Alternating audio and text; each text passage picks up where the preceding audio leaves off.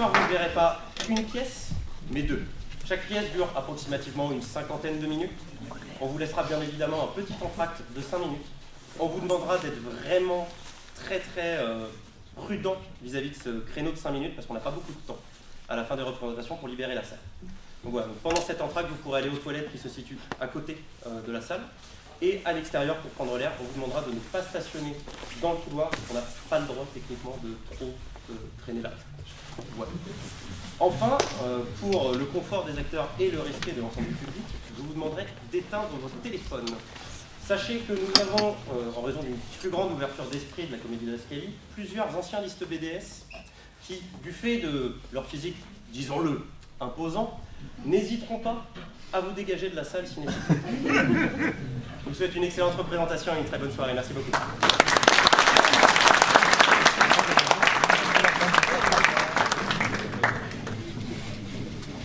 Après, ça dépend comment.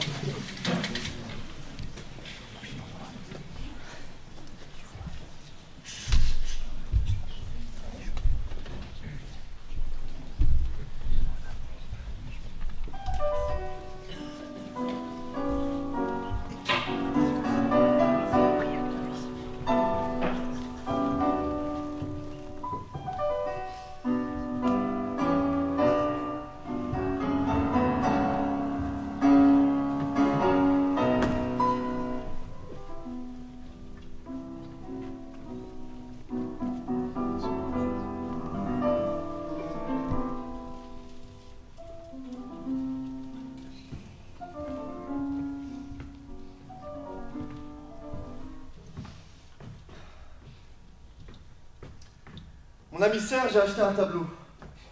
C'est une toile d'environ 50 par 70 cm peinte en blanc. Le fond est blanc, mais si on cligne des yeux, on peut apercevoir de fins liserés blancs transversaux. Mon ami Serge est un ami de longue date. C'est un garçon qui a très bien réussi. Il est médecin, dermatologue. Il aime l'art. Lundi, je suis allé voir le tableau que Serge avait acquis le samedi, mais qu'il convoitait depuis plusieurs mois. Un tableau blanc avec des liserés blancs.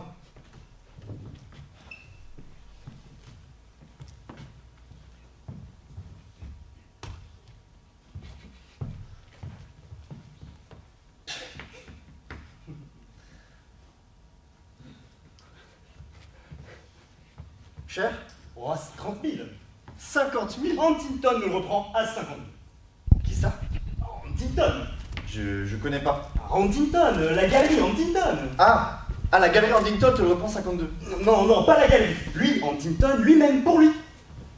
Mais pourquoi c'est pas Huntington qui l'achète alors? Enfin, parce que ces gens ont intérêt à vendre à des particuliers. Il faut que le marché circule. Ouais. Alors? Oh, t'es pas bien là. Regarde-le d'ici. Tu aperçois les lignes. Comment s'appelle Le peintre, Antrius. Connu? Oh, très. Serge, t'as pas acheté cette toile 50 000 euros. C'est le prix du marché, c'est un Antrius. T'as acheté cette toile 50 000 euros. Je savais que tu comprendrais pas. T'as acheté cette merde là 50 000 euros. Ah, mon ami Marc, qui est un garçon intelligent, garçon que j'estime depuis longtemps, belle situation, ingénieur dans l'aéronautique. Il fait partie de ces intellectuels nouveaux qui, non contents d'être ennemis de la modernité, en tirent une vanité incompréhensible. Il y a depuis peu, chez l'adepte du bon vieux temps, une arrogance vraiment stupéfiante.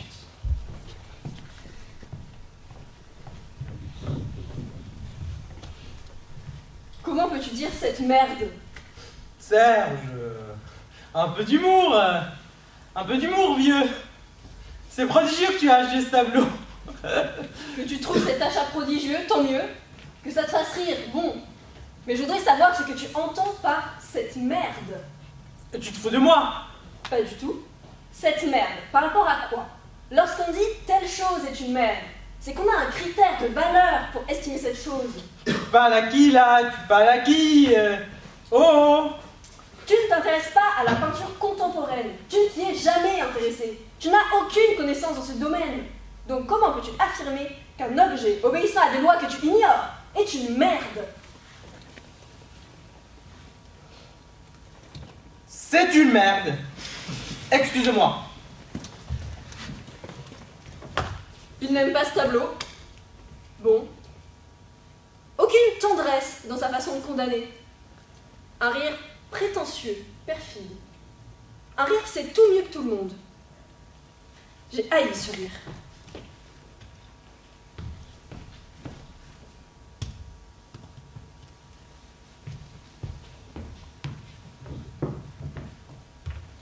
Que Serge ait acheté ce tableau me dépasse. M'inquiète et provoque en moi une angoisse indéfinie. Je ne peux absolument pas comprendre comment Serge, qui est un ami, a pu acheter ce tableau 50 000 €. Un garçon aisé, mais qui ne roule pas sur l'or. Je dois m'en référer à Yvan, qui est notre ami commun. En parler avec Yvan. Quoique Yvan est un garçon tolérant, ce qui en termes de relations humaines est le pire défaut. Yvan est tolérant parce qu'il s'en fout. Si Yvan tolère que Serge achète une merde blanche 50 000 €, c'est qu'il se fout de Serge, c'est clair.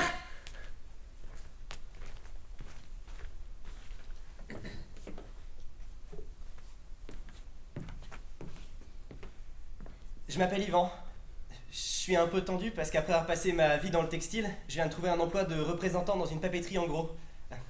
Je suis un garçon sympathique, ma vie professionnelle a toujours été un échec, et je vais me marier dans 15 jours avec une gentille fille brillante et de bonne famille.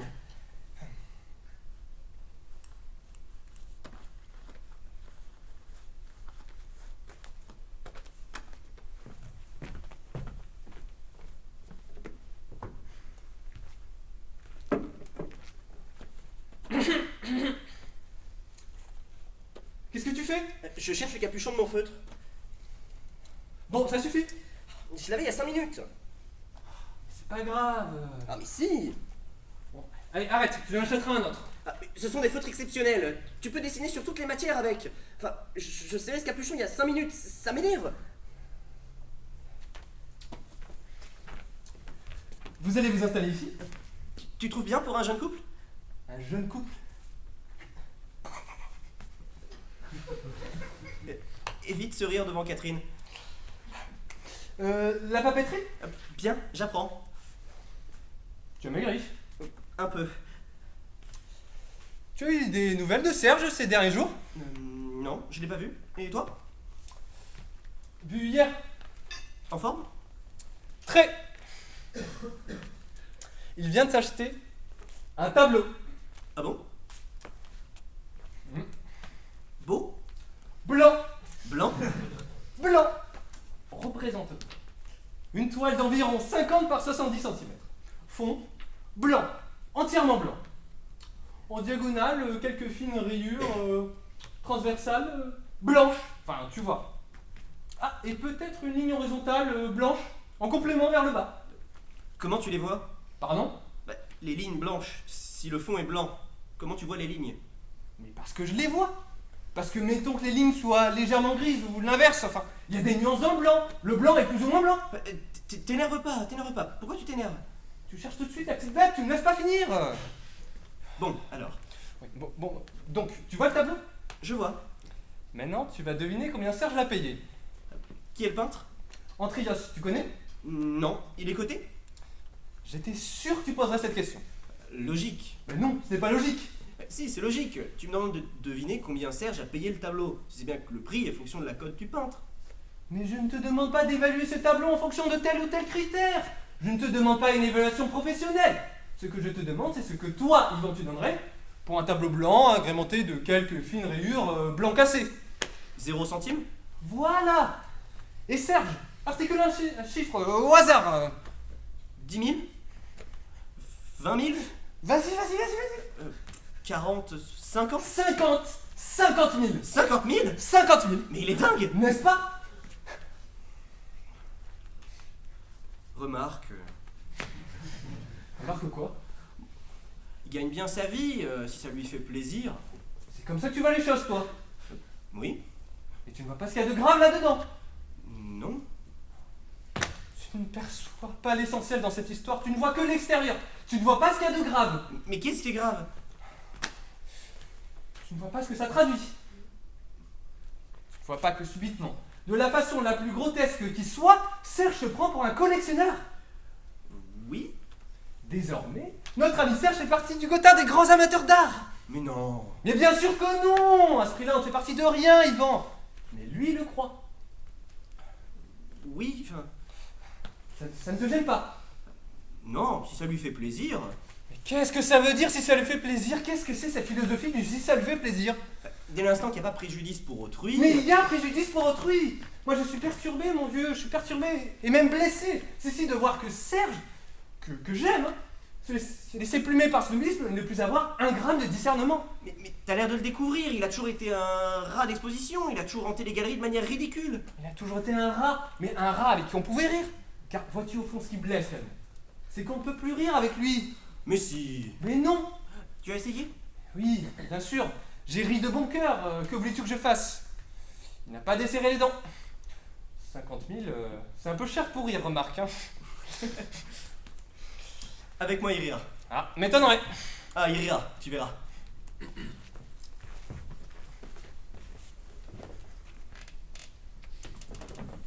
Avec les beaux-parents, bon rapport? Excellent. Il se dit c'est un garçon qui a été d'emploi précaire en emploi précaire. Maintenant il va tâtonner dans le vélin. J'ai un truc à la main là, c'est quoi? C'est grave? Non, c'est rien. Ah, tant mieux. Quoi de neuf? Rien, je suis fatigué. J'ai beaucoup de travail en ce moment. En tout cas, je suis content de te voir. Tu m'appelles jamais? Je n'ose pas te déranger. Mais tu plaisantes. Tu laisses ton nom à ma secrétaire et je te rappelle tout de suite. Ouais, tu as raison. De plus en plus mon accueil chez toi. Ouais. Dis-moi, t'as vu Marc récemment? Non, pas récemment. Tu l'as vu toi? Ouais, il y a 2-3 jours. Et il va bien? Oui, sans plus. Ah bon? Non, mais il va bien. Je l'ai eu au téléphone il y a une semaine. Il avait l'air d'aller bien. Oui, il va bien. Tu as l'air de dire qu'il n'allait pas très bien. Pas du tout, je t'ai dit qu'il allait bien. Tu as dit sans plus. D'accord, sans plus, mais je te rassure, il va bien.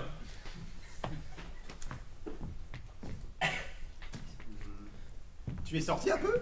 T'as vu des choses? Non. À vrai dire, j'ai plus les moyens de sortir. Ah bon? Est-ce que tu vois quelque chose de rare? Tu veux? Allez, comment? Allez, montre.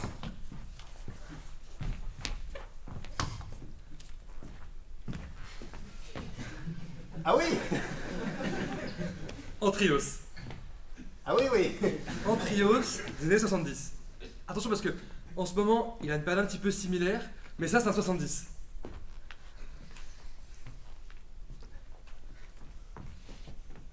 Ah oui, oui. Cher?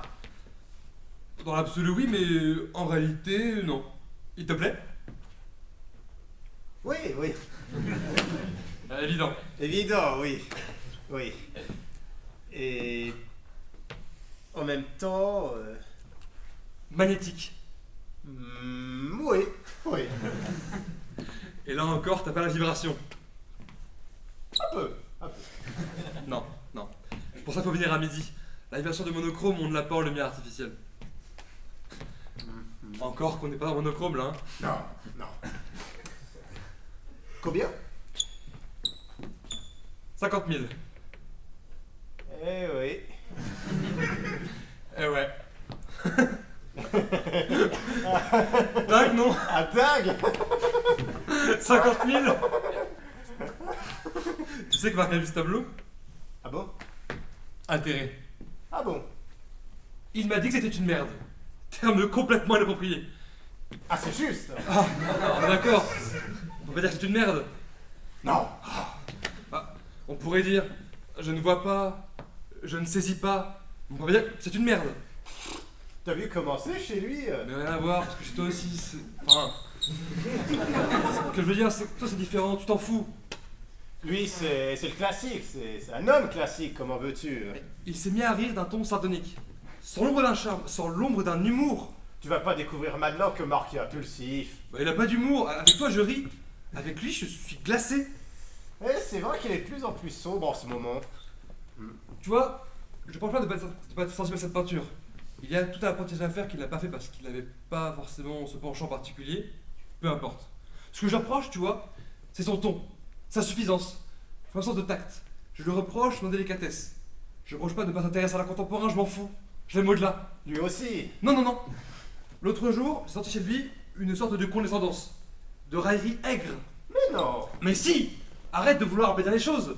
Cesse de vouloir être le grand réconciliateur du genre humain. Admets que Marx se nécrose, car Marx se nécrose, crois-moi.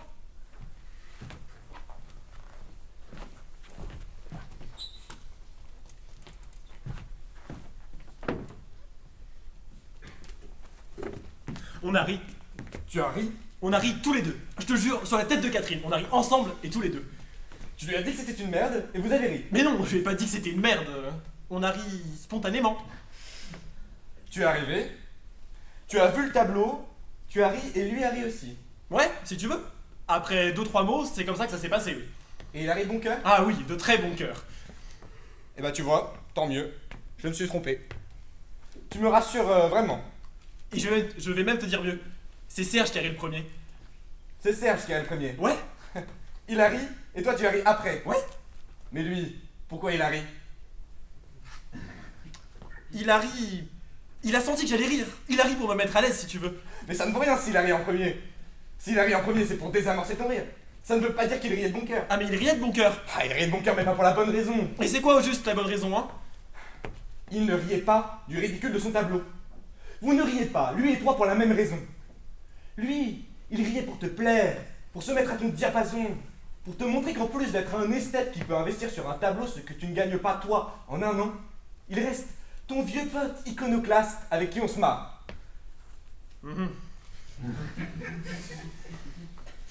Tu sais... Tu vas être étonné, hein? Bon, j'ai pas aimé. J'ai pas détesté ce tableau. Bien sûr, on ne peut pas détester l'invisible, on ne déteste pas le rien. Non, il y a quelque chose. Qu'est-ce qu'il y a? Il y a quelque chose, c'est pas rien. Tu plaisantes. Mais tu sais, Marc, moi je suis pas aussi sévère que toi. Voilà, ce tableau, c'est une œuvre. Il y a une pensée derrière ça. Une pensée? Oui, une pensée. Et Oui. quelle pensée? Mais c'est l'accomplissement d'un cheminement. Ah, c'est pas un tableau fait par hasard. C'est une œuvre qui s'inscrit à l'intérieur d'un parcours. Bah vas-y, ris. Tu répètes toutes les conneries de Serge. Chez lui, c'est navrant. Chez toi, c'est pas cool. Tu sais, Marc, tu devrais te méfier un peu de ta suffisance. Tu deviens aigri, antipathique. Tant mieux. Plus ça va, plus je souhaite déplaire. On peut plus parler avec toi. Yvan, parle en ton nom. Dis-moi les choses comme tu les ressens toi. Et je ressens une vibration. Tu ressens une vibration. Et tu dis que je puisse apprécier en mon nom ce tableau. Mais évidemment. Mais pourquoi? Mais parce que je te connais. Parce que, outre tes égarements d'indulgence, tu es un garçon sain. On peut pas en dire autant de concernant. Yvan, regarde-moi dans les yeux. Je te regarde. Tu es ému par le tableau de Serge? Non. Réponds-moi. Demain, tu épouses Catherine. Tu reçois en cadeau de mariage ce tableau. Tu es content? Tu es content? Mais évidemment que je suis pas content. En fait, je suis pas content, mais d'une manière générale. Je suis pas un garçon qui peut dire je suis content. Non, je cherche.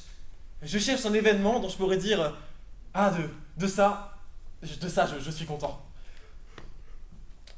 Es-tu content de te marier? M'a dit un jour bêtement ma mère. Es-tu seulement content? Mais j'en sais rien. Sûrement, maman, sûrement. Mais comment ça, sûrement? On est content ou on n'est pas content? Que signifie sûrement?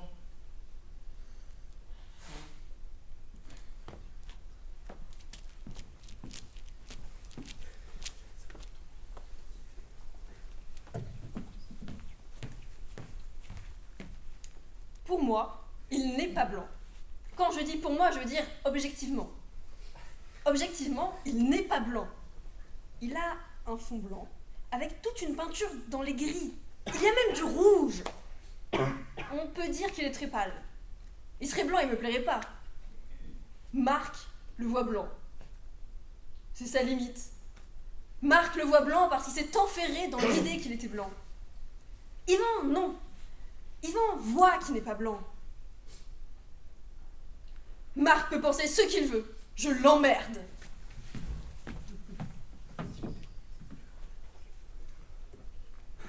Pourquoi faut-il que je sois tellement catégorique? Qu'est-ce que ça peut me faire dans le fond que Serge se laisse berner par l'art contemporain? Si! C'est grave! Mais j'aurais pu lui dire autrement, trouver un ton plus conciliant. Si je ne supporte pas physiquement que mon meilleur ami achète un tableau blanc, je dois au contraire éviter de l'agresser. Je dois lui parler gentiment. Dorénavant, je vais lui dire gentiment les choses.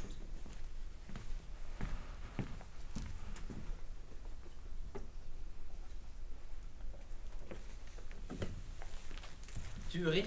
Dis, Yvan a aimé l'Antrios. où est-il? Yvan, L'Antrios? tu veux le revoir? Bah montre-le. Je savais que tu y viendrais.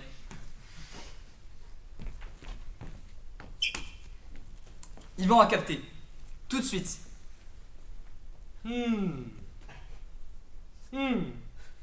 Bon, on va pas s'apesantir sur cette œuvre. La vie est brève. Au fait, as-tu lu ça? Lis-le. Chef-d'œuvre. Modernissime. Tu lis ça, tu n'as plus besoin de lire autre chose. C'est en ce moment, avec l'hôpital, le cabinet, Françoise qui veut que je voie les enfants tout le week-end. Nouveauté de Françoise, les enfants ont besoin de leur père. Avec ça, j'ai plus le temps de lire. Je suis obligé d'aller à l'essentiel. Comment peinture finalement? Où tu as avantageusement éliminé forme et couleur? C'est deux scories. Oui, encore que je sois aussi capable d'apprécier une des formes d'art plus figuratives. Ton hippo flamand, par exemple, très agréable. Qu'est-ce qu'il a de flamand? C'est une vue de Carcassonne. Oui, enfin, il a un petit côté flamand. La fenêtre, la vue, il est très joli. Il vaut rien, tu sais. Ça, on s'en fout. Dieu seul sait combien vaudra l'Antrios un jour. Tu sais, j'ai réfléchi. Ah oui. J'ai réfléchi et j'ai changé de point de vue. L'autre jour, je pensais à toi et je me suis dit, est-ce qu'il n'y a pas au fond un petit acte poétique dans ce qu'a fait Serge? Est-ce que s'être livré à cet achat incohérent n'est pas un acte hautement poétique? Je te reconnais pas aujourd'hui. T'as pris un petit ton suave et subalterne qui te va pas du tout. Je fais un monde honorable. Un monde honorable, pourquoi?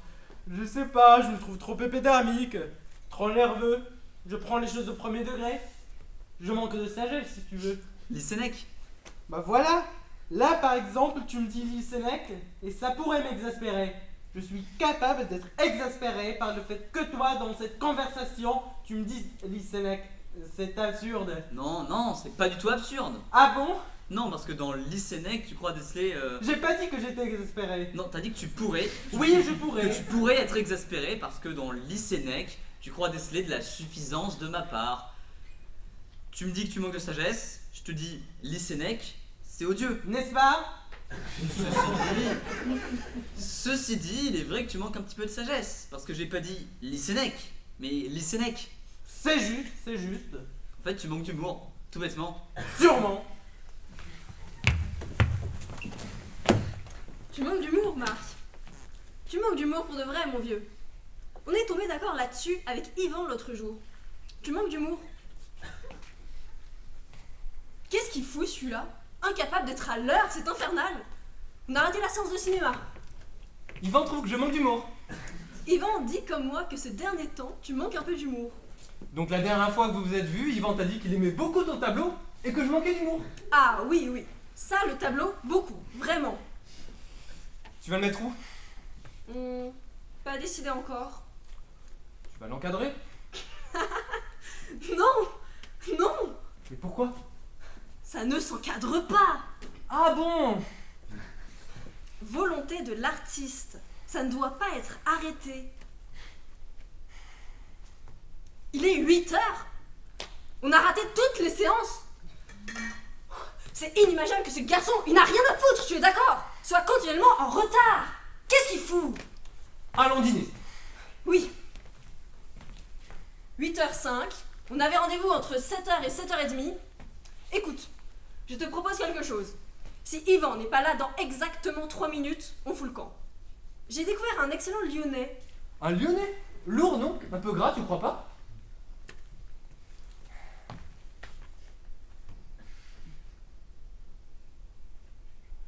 « 8h08.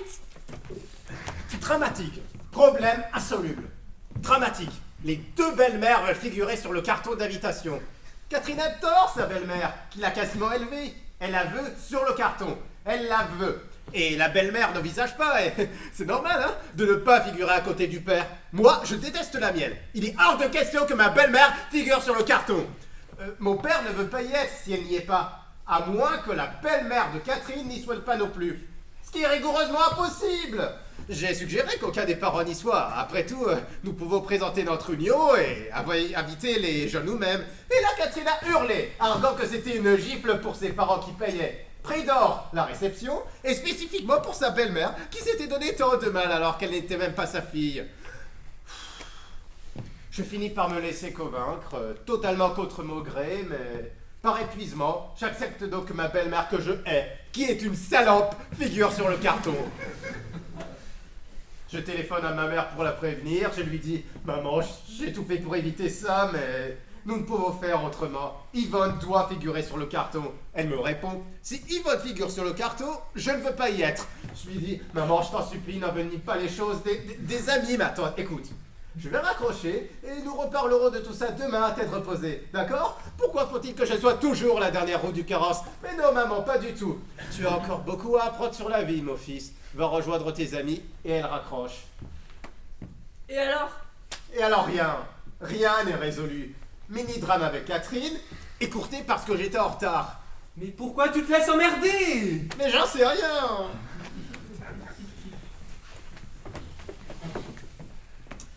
Sinon, t'as maigri. Ouais, j'ai perdu 4 kilos, uniquement par angoisse. Elisabeth.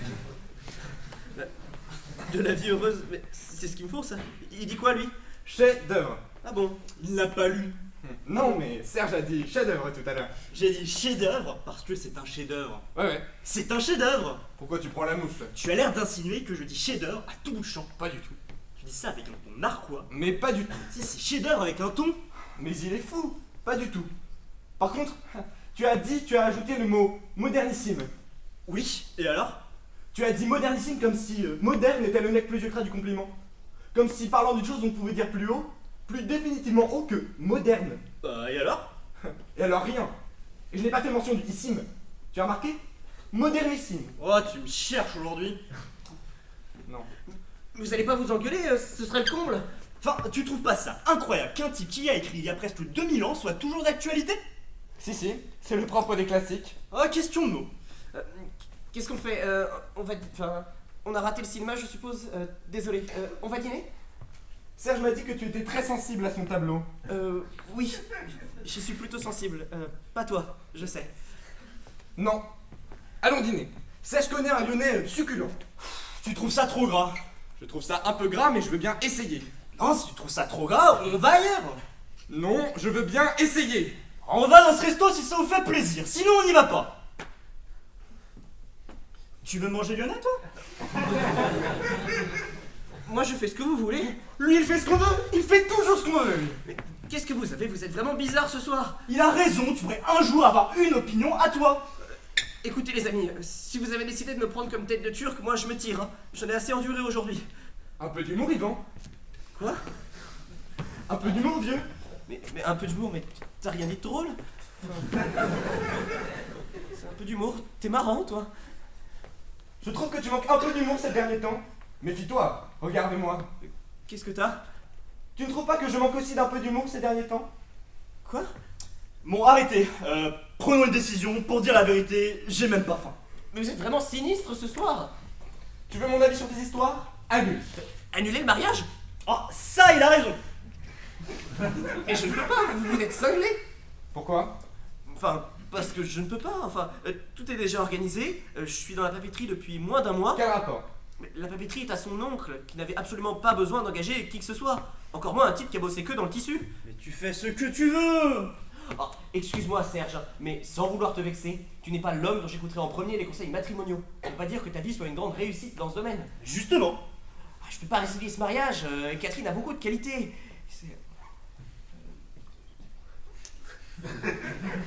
Tu vas le mettre où? Je sais pas encore. Pourquoi tu ne le mets pas là? Parce que là, tu te rends compte qu'il est écrasé par la lumière du jour. Ah, oui. J'ai pensé à toi aujourd'hui. À la papeterie, on a fait reproduire 500 affiches d'un type qui peint des fleurs blanches, complètement blanches, sur un fond blanc. L'Antrios n'est pas blanc. Oui, mais c'est pour dire.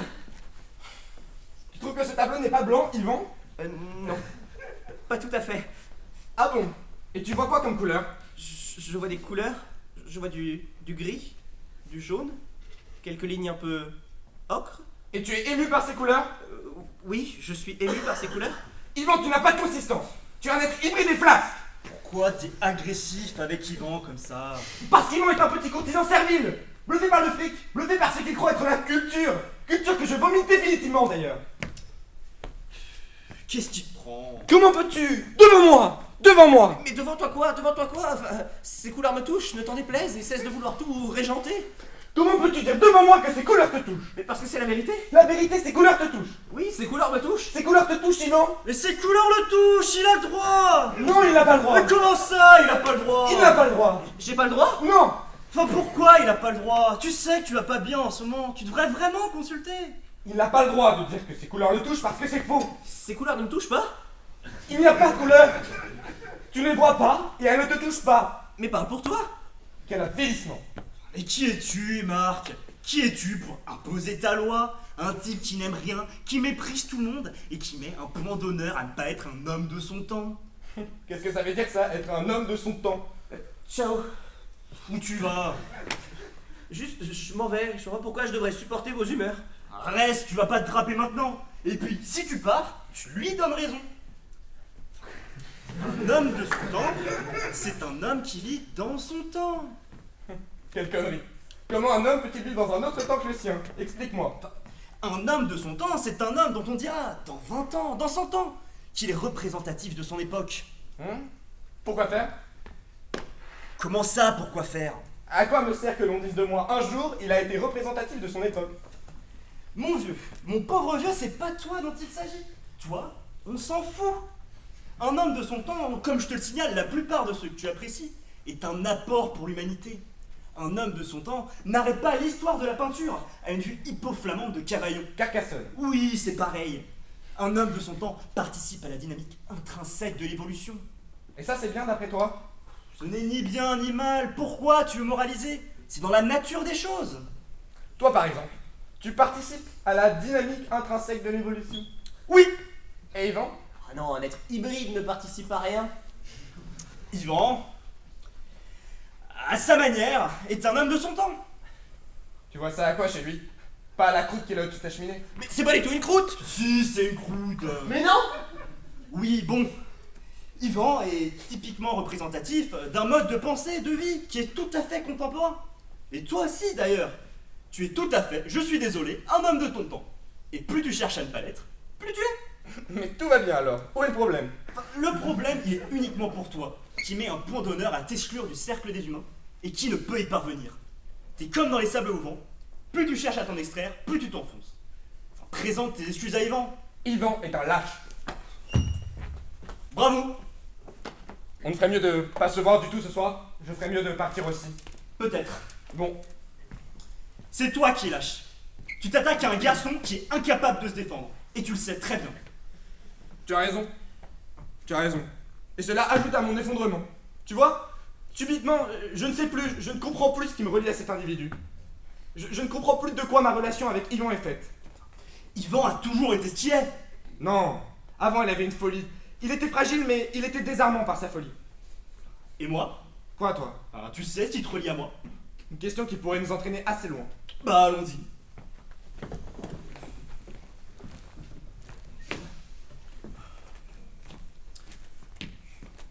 Ça m'ennuie d'avoir fait de la peine à Yvan. Ah, bah enfin une parole légèrement humaine dans ta bouche. D'autant que la croûte, comme tu dis, qu'il a sur sa cheminée, je crois que c'est son père qui l'a peinte. Mais non. Merde. Mais toi aussi tu lui as... Ouais, mais je m'en suis rappelé en le disant. Le retour d'Yvan. L'ascenseur est occupé. Je m'engouffre dans la cage d'escalier et je pense tout en dégringolant. Lâche, hybride, sans consistance. Mais je me dis, je reviens avec un flingue et je le bute. Il verra si je suis flasque et servile. Et puis, j'arrive au rez-de-chaussée et je me dis, mon petit vieux, tu n'as pas fait 6 ans d'analyse pour finir par buter ton meilleur ami. Et tu n'as pas fait 6 ans d'analyse pour ne pas déceler derrière cette démence verbale un profond mal-être.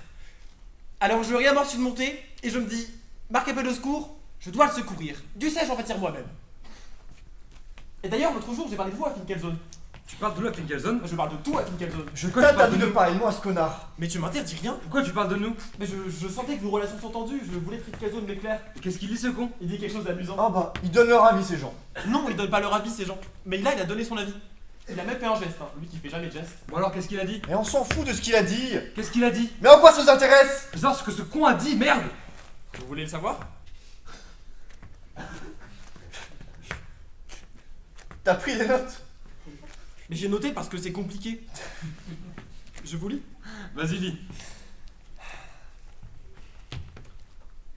Si je suis moi parce que je suis moi, et si tu es toi parce que tu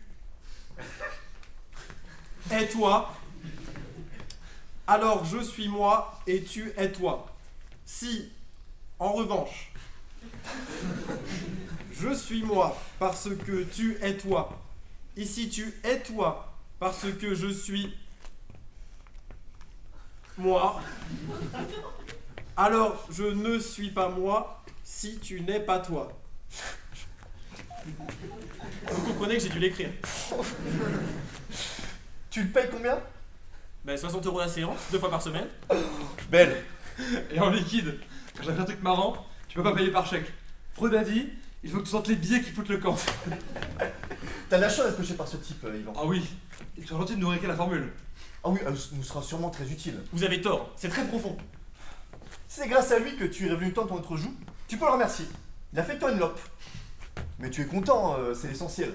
Tout ça parce que tu veux pas croire que j'apprécie ton entrios. Ah mais je me fous de ce que pensait de ce tableau. Toi comme lui d'ailleurs. Mais non, mais plus je le vois, plus je l'aime, hein, je t'assure. Mais je propose qu'on cesse de parler de ce tableau. Ok? C'est une discussion qui m'intéresse pas. Pourquoi tu te blesses comme ça? Je ne blesse pas Marc. Vous avez exprimé vos opinions. Bien. Le sujet est clos. Tu vois que tu le prends mal. Je prends pas mal, je suis fatigué. Si tu le prends mal comme ça, c'est que tu es suspendu au jugement d'autrui. Je suis fatigué, Marc. À vrai dire, tout ça est stérile. Je suis au bord de l'ennui en ce moment là. Allons dîner. Bon, allez-y tous les deux. Pourquoi vous venez pas tous les deux? Ah non, non, non, mais c'est bête, pour une fois qu'on est tous les trois. Bon, ça ne nous réussit pas apparemment. Je comprends pas ce qui nous arrive. Calmons-nous, on n'a aucune raison de s'énerver, voilà. Encore moins pour un tableau. Oh mais t'as conscience que tu viens de l'huile sur le feu avec tes calmons-nous et tes mères de curé, c'est nouveau ça? Vous n'arriverez pas à m'entamer.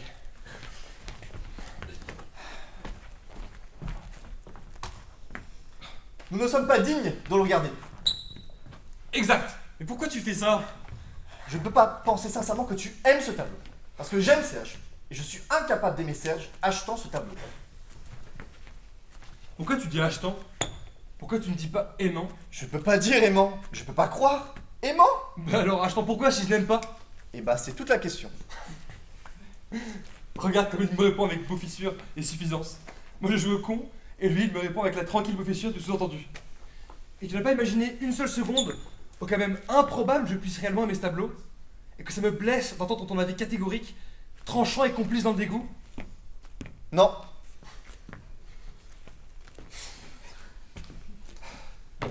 Écoute, tu te rappelles quand tu m'as demandé ce que je pensais de Paola?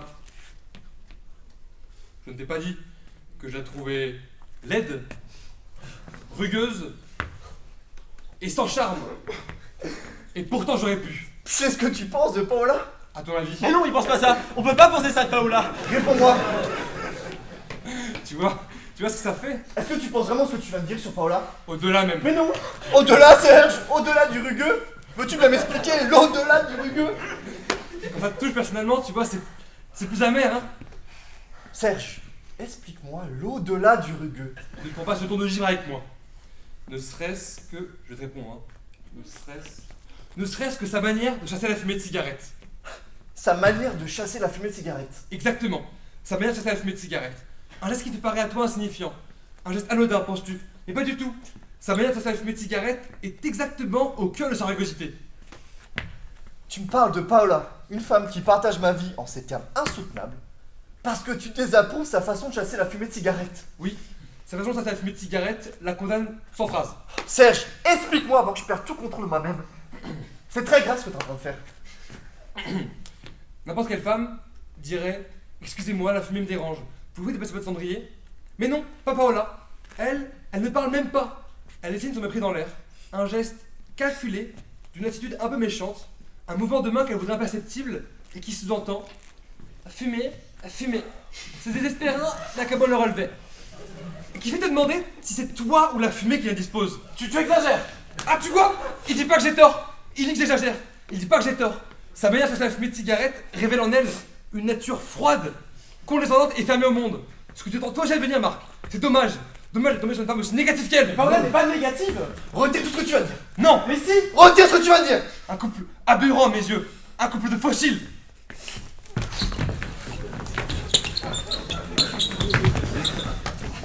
Ah! Oh merde! Oh merde! Fais voir. Fais voir. Oh, t'as rien, c'est bon. Vous êtes complètement anormaux tous les deux. Mais deux mecs normaux qui devaient être complètement cinglés. Oh, ça va, t'énerve pas. Mais j'ai vraiment mal. Si ça se trouve, vous m'avez crevé le tympan.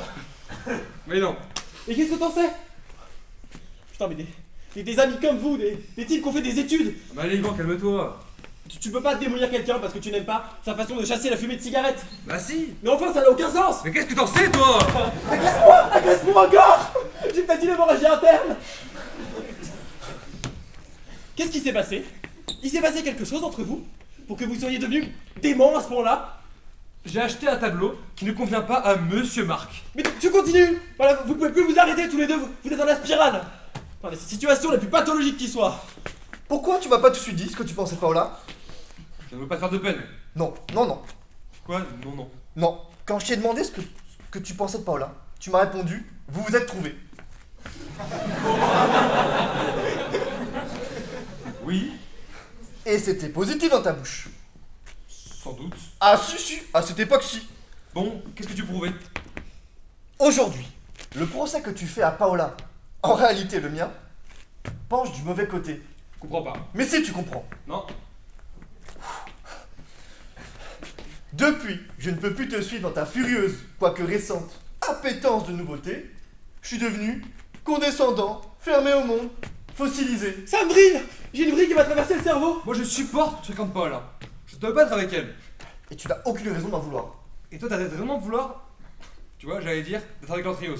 Mais vous pourriez avoir une once de compassion, non? Quelque chose m'échappe. Je ne t'ai pas remplacé par Paola. Parce que moi je t'ai remplacé par l'Antrios. Oui, Je t'ai remplacé par l'Antrios. par un trio, c'est compagnie.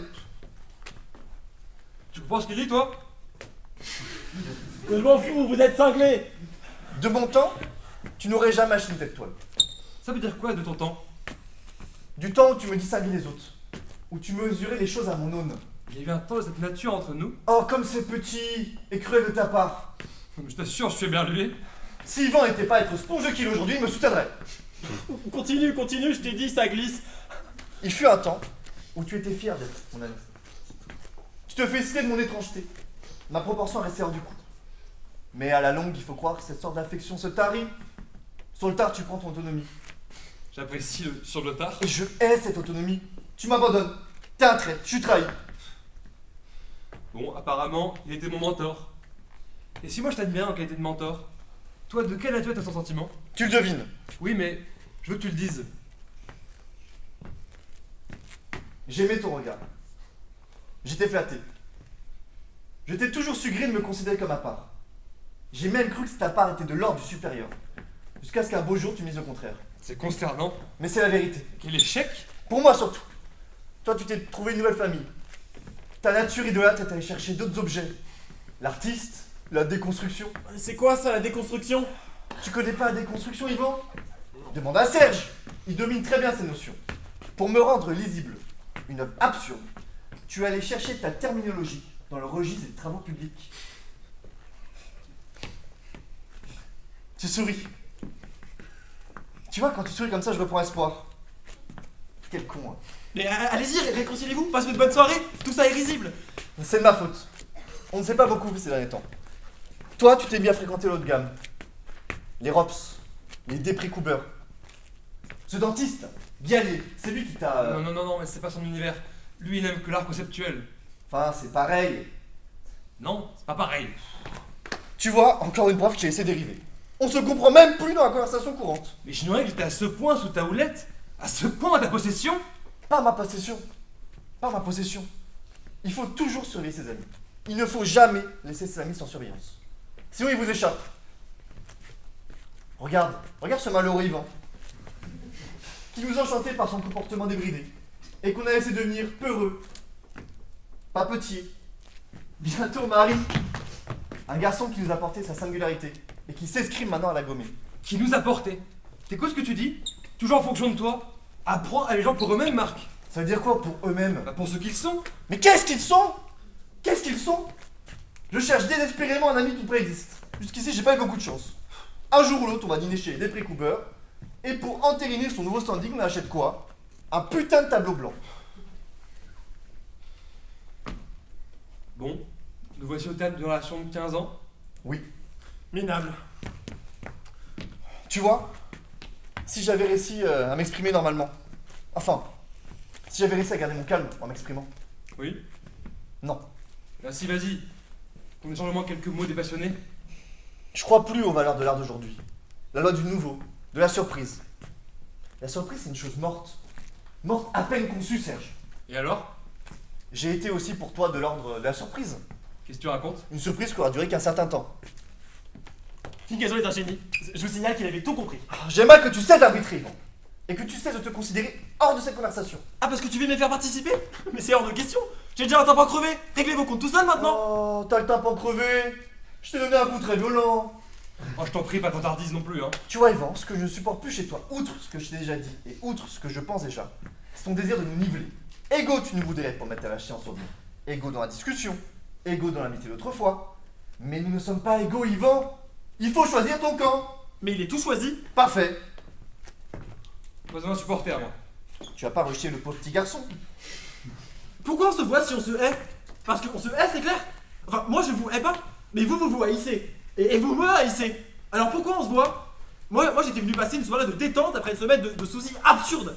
Voilà, j'étais venu retrouver mes deux meilleurs amis, aller au cinéma, rire, dédramatiser. Mais tu réalises que tu parles que de toi, hein? Ah oui? Et vous parlez de qui, vous? Tout le monde parle de soi. Mais tu nous fous la soirée en l'air. Ah, je me fous la soirée en l'air. Oui. Je fous la soirée en l'air. Moi je fous la soirée en l'air. Oui, ne t'excite pas. Non, c'est moi qui fous la soirée en l'air. Oui. Non mais répondez-moi, c'est moi qui fous la soirée en l'air. T'arrives avec 3 quarts d'heure de retard, tu nous saoules avec tes pépins domestiques, tu ne t'excuses même pas. Et ta présence veule et lâche nous pousse, Marc et moi, dans les pires excès. Toi aussi tu t'y mets? Oui, parce que sur ce point, il a totalement raison. Tu crées les conditions du conflit. Cette mièvre et subalterne voix de la raison que tu essaies de faire entendre depuis le début de la soirée est intenable. Vous savez que je peux pleurer là, hein. Je peux me mettre à pleurer. D'ailleurs, j'en suis pas loin. Pleure? Vas-y, pleure. Pleure? Vous me dites pleure? Mais tu as toutes les raisons de pleurer, Yvan. Tu as posé une gorgogne, tu perds des amis que tu pensais éternels. Ah, parce que ça y est, tout est fini?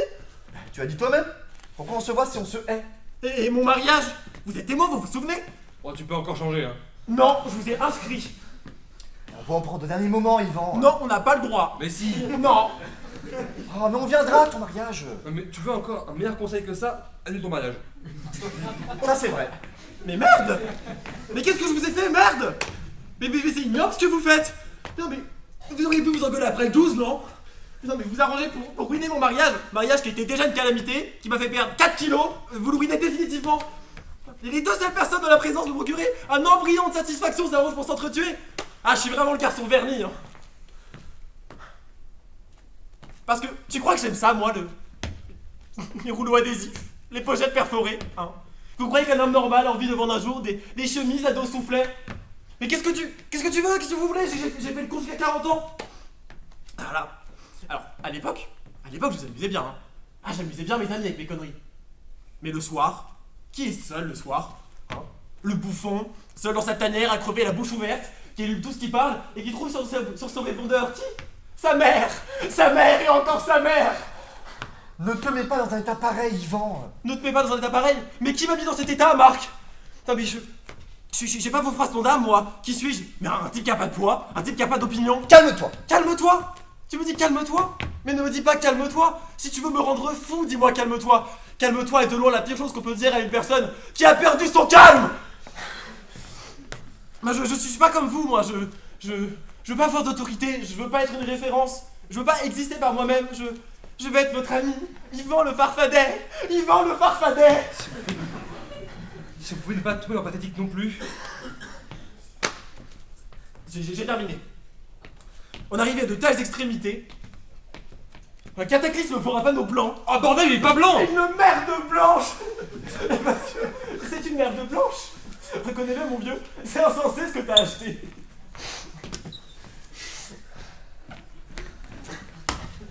T'as avec toi tes feutres?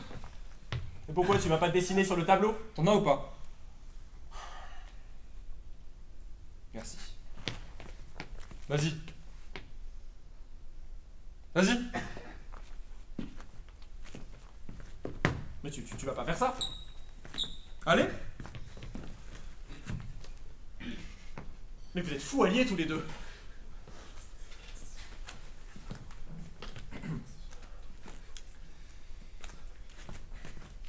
Bon, j'ai faim, on va dîner?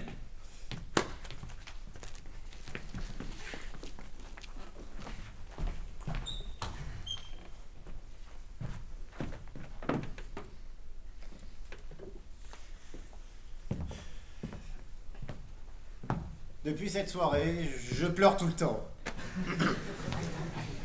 Ça a commencé, ou du moins ça s'est manifesté clairement, après que Serge ait montré à Marc, par un acte de pure démence, qu'il tenait davantage à lui qu'à son tableau.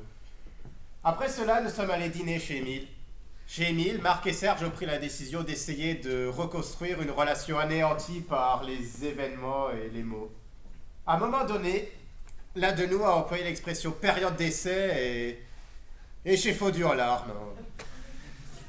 L'expression période d'essai appliquée à notre amitié a provoqué en moi un séisme incontrôlé et absurde. À vrai dire, je ne supporte plus aucun discours rationnel. Tout ce qui a fait le monde, tout ce qui a été grand et beau dans ce monde, n'est jamais né d'un discours rationnel.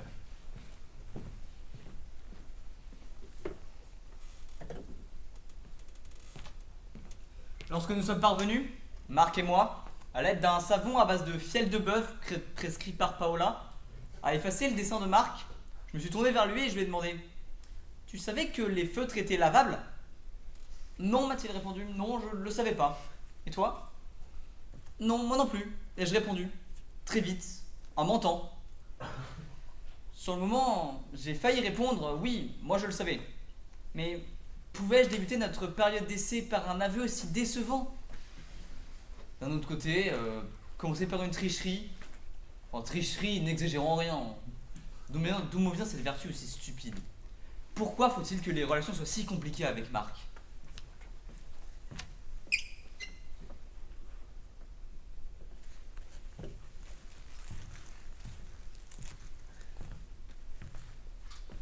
Sous les nuages blancs, la neige tombe. On ne voit ni les nuages blancs, ni la neige, ni la froideur, ni l'éclat du sol. La neige tombe. Mon ami Serge, qui est un ami depuis longtemps, a acheté un tableau.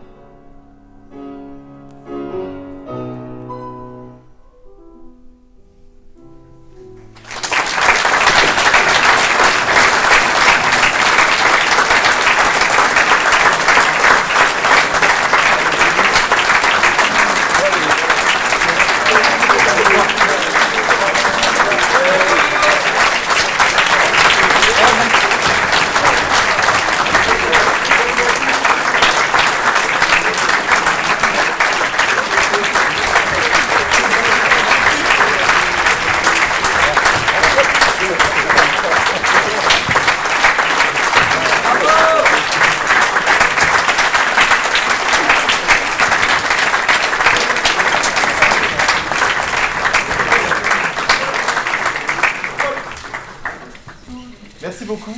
J'espère que vous avez aimé cette première représentation. Alors bien sûr, comme vous a dit Biril au début, il y en aura une deuxième. Donc, on va faire un petit entracte de 5 minutes. Donc, vous avez les toilettes en sortant à gauche. Vous pouvez aller aussi dehors si vous voulez. Et on se retrouve 5 minutes.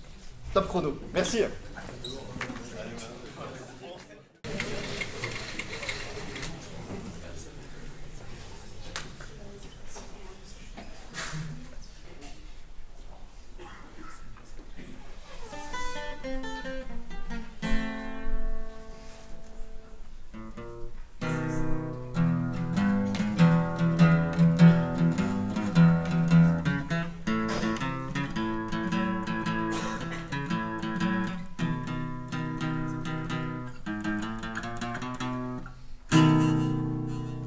laissez-moi vous présenter notre distribution spéciale pour ce spectacle. D'abord Camille, qui jouera Elisabeth. Pierre sera joué par Johan, Antonin et Sani. Claude sera joué par Romain, Noé et Mathis. Vincent, lui, par Beryl, Diego et Elouane.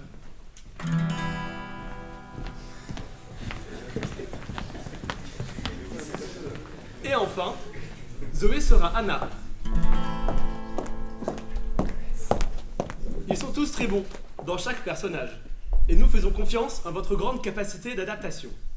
Pour vous aider, un code vestimentaire a été mis en place, mais vous l'avez sûrement déjà remarqué. À présent, plantons le décor de notre histoire.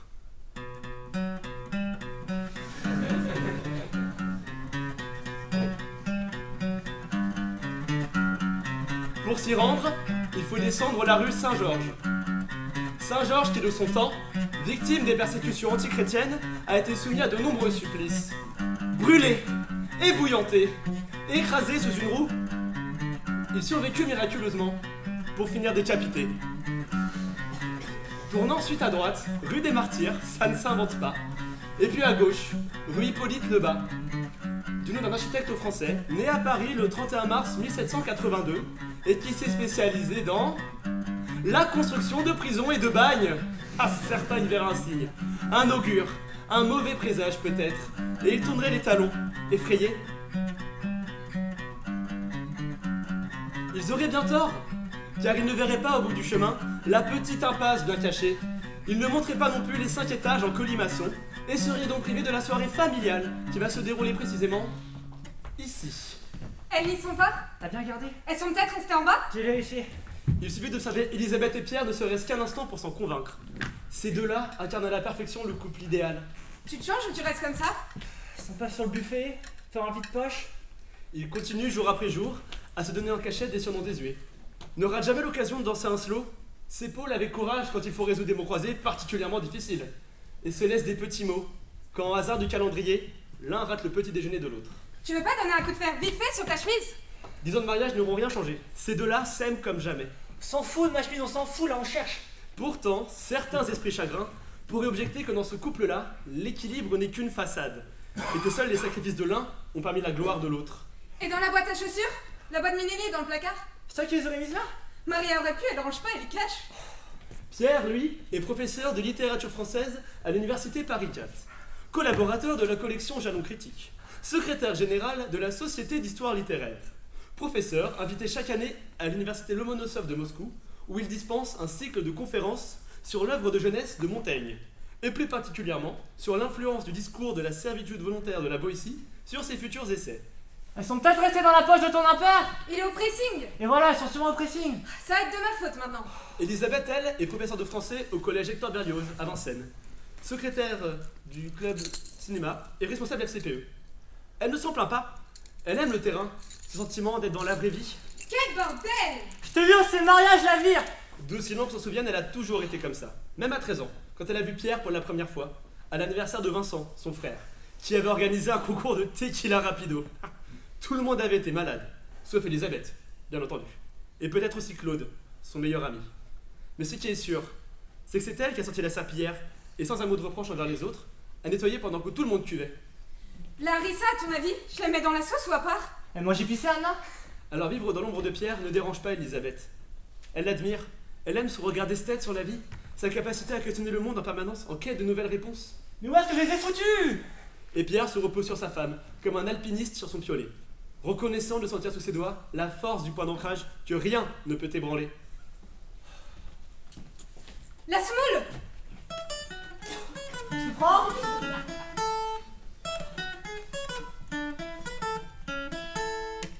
Allô? Bonsoir Françoise. Ça va. Et vous avez quel temps? Ah, l'arrière-saison. Yvon vient, ils sont couchés. L'été, il y a eu Cerveau Bleu. C'est du patin. Et Apollin toujours content, il a retrouvé sa grande. Ah, c'est bien passé. Les étudiants sont plutôt sympas cette année. Un peu mou, mais... Nicomaque et la règle de plomb, fiction légitime et illégitime de la justice montaignienne. C'est vrai, je reconnais. Françoise, c'est la mère d'Elisabeth et Vincent.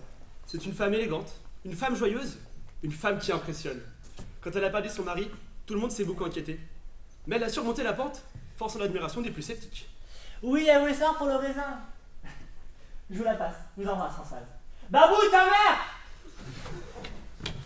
Maman, ça va, ça va. Dis-moi, quand tu fais ton tagine, tu mets le raisin avant ou... Ah, d'accord. Mhm. Ah, les Rosenthal sont là. Et l'huile s'arrange, ça va? Ah, tant mieux. Ils ont toujours des cadeaux pour les petits. Ils sont trop gentils. Les petits, c'est Myrtille, 10 ans, et Apollin, 5 ans. Oui, ils dînent avec nous. Ils viennent avec Claude. Je leur demande pour la Castide. Promis. Ah, c'est eux. Ils arrivent. Je te laisse, maman. Bisous. Claude, premier trombone de l'orchestre philharmonique de Radio France. Claude est un homme discret, à l'humour feutré, que l'on peut plutôt décrire par soustraction. Claude n'est pas coléreux, il n'est pas fantasque, il n'est pas malhonnête. Il n'est pas, en quelque sorte.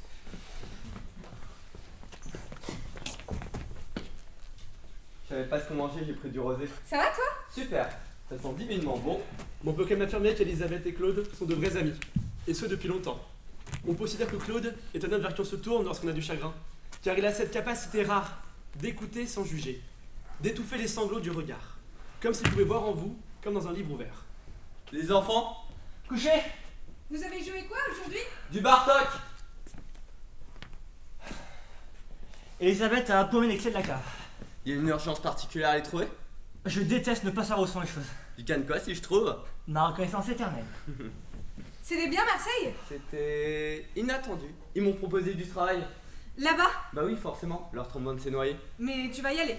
Peut-être, je sais pas. Comment ça, peut-être? Peut-être, je sais pas, j'ai pas encore réfléchi. Moi, c'est tout réfléchi, je suis contre. Babou! C'est super loin. Mais non, c'est tout près. T'avais dit la même chose quand t'es parti à Toronto. C'est beaucoup moins lent, Babou! J'ai pas encore décidé.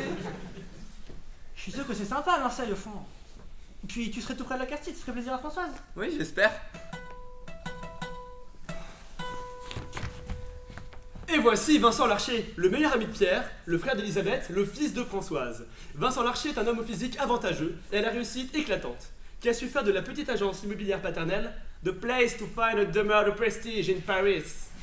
Vincent Larcher a foncé dans la vie comme un train dans la nuit, jusqu'à sa rencontre avec Anna, une femme piquante qui l'a fait chavirer, et avec qui bientôt il va avoir un enfant. Oh putain! Mais offrez-vous un ascenseur, merde! Salut! Ça va mon Claudio? Chemin blanc 85? Ouais? Oh, cadeau d'un client. Et les enfants? Couché! 20h45! Enfin bon, c'est vrai qu'on est samedi, hein.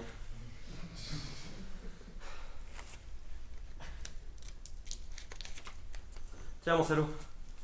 Poker. Il m'a plumé. Vous voulez de l'argent? Oh non, juste des lentilles, mais comme il en a gagné une tonne, c'est plus facile de le payer en liquide. La chance du débutant. Ouais, enfin, je connais une autre expression, t'as bien fait de choisir celle-là.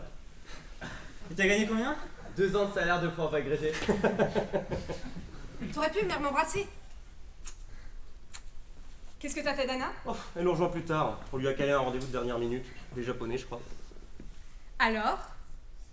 Alors, quoi? Anna devait pas passer son échographie aujourd'hui? Si. Quoi? Pourquoi tu fais cette tête? Il y a une bonne et une mauvaise nouvelle. Quoi? La bonne, c'est que c'est un garçon. La mauvaise, c'est qu'il est mort. Je vous fais marcher! T'es bête! C'est un garçon et il va très bien. C'est vraiment pas drôle. Montre-moi l'héritier. Si petit et déjà si riche. Il a la grosse tête comme son père. Dis donc, toi, t'as appelé ta mère? Pas encore. À propos de maman, je l'ai eu tout à l'heure. Je lui ai promis de l'appeler pour la Castide. Elle veut savoir quand tu viens. Mais j'en sais rien. Comment elle veut qu'on sache 8 mois avant? Écoute, de toute façon, vous venez quand vous voulez. Ce que je peux te dire, c'est que nous, on y sera avec les enfants du 5 au 20 juillet, que maman garde les enfants du 20 juillet au 6 août, et que Michel et Christelle passeront sans doute nous voir le week-end du 8-9. Mais tu viens quand tu veux. Quand je veux, entre le 21 et le 23, quoi. Tu sais, tu peux même venir quand on est là. Ben oui. Et peut-être même que Claude passera. Tu sais qu'il s'installe à Marseille. Il paraît. Oh, je suis consterné, hein. Dis-lui au moins à quel moment tu penses venir. T'as le droit de changer d'avis. Non. Dis-lui que je pense venir le week-end du 35-36, tiens, c'est pas mal. Vincent! Ah, mais qu'est-ce que ça peut lui foutre? De toute façon, on lui est tout le temps. Chaque année, c'est le même cirque. Elle a peut-être besoin de s'organiser, d'inviter des amis. Ça va, elle a tout l'hiver pour les voir, ses amis. Bon, on attend Anna ou on commence? Oh, regarde-lui juste un paquet de cigarettes, ça sera très bien. Elle fume? Qu'est-ce que tu veux que je te dise? C'est la seule femme que je connaisse qui ait commencé à fumer pendant sa grossesse. Histoire de stress prénatal. Je veux pas me mêler de ce qui me regarde pas. Mais vraiment, c'est mauvais pour ton fils. Tu lui diras tout à l'heure. Il va être tout petit. Eh ben, il sera choqué. Un garçon alors. Ouais. Non, on savait pas pour le sexe. Vous saviez pas comment on faisait? On a hésité, mon styliste, c'était mieux de préserver une part de rêve. Puis les hommes ont la surprise de naissance pendant des millénaires, non? C'est vrai. D'ailleurs, je trouve que pour le 3e, tu devrais faire accoucher Babou dans les bois, et une branche d'arbre entre les dents, ça serait pas mal. Vous avez des idées de prénoms? Oui, on en a même une assez précise d'ailleurs. Ah, on peut savoir? Devinez. Peut-être que tu préfères qu'on attende Anna? Ça la fera venir. Tu vas quand même pas l'appeler comme papa et grand-père. En même temps, tu vois bien qu'un prénom classique, Mathieu ou Paul. C'est pas un apôtre. Paul non plus. Paul n'est pas un apôtre. Non, pas un des 12. Il était remplaçant.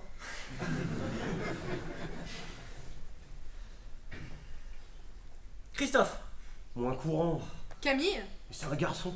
Camille, c'est fille et garçon. Oui, bah moi c'est garçon. Lancelot? Thaddée? César? Basile? Igor? Moins russe. Bartholomé? Balthazar? Donne-nous un indice. Magnanime, je vous donne un indice. Ça commence par un A. Ah, un A. Alexandre. Non. Arthur? Albert? Agnan. Adrien. Artemus. Alban. Alfred. Aurélio? Antonin? Nous, on avait hésité avec Aurélio. Mais Aurélio Garon, on trouvait que ça avait trop haut. Emmerich? Plus connu. Antoine? Non, plus original, voyons. Albator. Alphonse? Pas mal. C'est Alphonse? Non, mais il y a de l'idée. Bon, je vais finir de préparer la méchouilla. Mais vous m'attendez? C'est pas évident. Achille? Non. Anicée? Quelle horreur. J'ai dit, on m'attend! C'est une référence littéraire. Aramis? Arsène? Aragon? C'est pas un nom de famille. C'est pas Alexandre non plus. Abbas? Attila? Je sais pas. Ouais, moi non plus. Bon, c'est quoi? Adolphe. Non, sans déconner, c'est quoi? Adolphe? Tu vas pas l'appeler Adolphe? Si. Tu vas pas l'appeler Adolphe? Si. Tu vas l'appeler Adolphe? Oui, comme le personnage du roman de Benjamin Constant. Vincent? T'es pas sérieux? Tu vas pas vraiment appeler son fils Adolphe? Mais enfin, mais je suis très sérieux. Avec Julien Sorel, c'est peut-être le nom le plus connu de la littérature française. Le héros romantique par excellence, non? Vincent, tu vas pas faire ça. Tu nous fais marcher, hein, rassure-moi. C'est une plaisanterie de mauvais goût, mais c'est une plaisanterie. Tu vas pas appeler ton fils comme Hitler. Mais non, pas comme Hitler. Parce que comme tu le sais très bien, le Adolphe de Hitler s'écrit avec un F. Alors que le mien, l'Adolphe français, ça s'écrit PHE. Mais c'est pareil. F et PH, c'est pareil. Je pensais que pour un Normandien, tu serais un petit peu plus à cheval sur l'orthographe. À l'oreille, c'est pareil. Adolphe, c'est pareil. Pierre, ce que Pierre veut dire, c'est que les gens vont pas entendre Adolphe, ils vont entendre Adolphe, comme dans éléphant. Ah, j'aime bien l'idée. J'aime bien, quand tu me parles comme un attardé mental. Excuse-moi, il faut être attardé mental pour ne pas comprendre qu'on ne peut pas appeler son fils Adolphe. Mais ça sert à rien de m'agresser. Si tu veux que je t'explique, je t'explique. Sinon, on passe à autre chose. Laisse-le s'expliquer. Je lisais Adolphe, le roman de Benjamin Constant. Et Anna aussi, quand on s'est rencontrés. Ça a été le livre de notre rencontre. On a adoré. On a adoré le personnage. Alors, on s'est dit que si on avait une fille, on l'appellerait Elénore. Et que si Mais c'était putain, mais il va le faire ce con! Il a lu un livre dans ses livres, il tombe sur celui-là! Je crois même que c'est toi qui me l'as offert. Mais depuis quand tu dis ce que je t'offre? Achille, je suis sûre que c'est Achille. Qu'est-ce qui se passe? Tu l'as dit?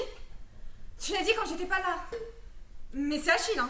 Non, c'est pas Achille. Tu l'as dit. C'est pas chouette, Vincent, je t'avais demandé de m'attendre. Babou, c'est pas le problème, je te jure. C'est facile pour toi de dire ça. Babou, ton Je veux pas savoir, ça m'intéresse plus. Babou, Je veux pas savoir, vous avez pas voulu m'attendre, tant pis. Tu veux pas savoir comment il est son fils? Non. Bah, je vais te le dire quand même. J'écoute pas. Adolphe. Tu m'entends? Adolphe. Quoi? Adolphe. Il va appeler son fils Adolphe Caravati Larcher. Oh non! C'est quoi alors? T'as changé d'avis? Bah non, j'ai pas changé d'avis. Mais il portera pas le nom d'Anna. Il s'appellera juste Larcher. Je suis contre cette mode ridicule de toute façon. Tu trouves que Garo Larcher c'est ridicule? Il appelle son fils Adolphe, une porte de mode ridicule. Je m'appelle Vincent Larcher, point. Je vois pas pourquoi mon fils s'appellerait Caravati Larcher. Ou alors, faut tout garder. Et au bout de 3 générations, eh ben on aurait des pièces d'identité de 600 grammes. En Espagne et au Portugal? Il appelle son fils Adolphe, t'as entendu? On s'en fout ce qu'il veut mettre derrière. Ce qui compte, Pourquoi tu m'agresses? il appelle son fils comme le Führer et c'est moi qui suis agressif. Tu veux vraiment appeler ton fils Adolphe? Pour la 40e fois, je veux appeler mon fils Adolphe, du nom du plus grand héros romantique de la littérature française du 19e siècle.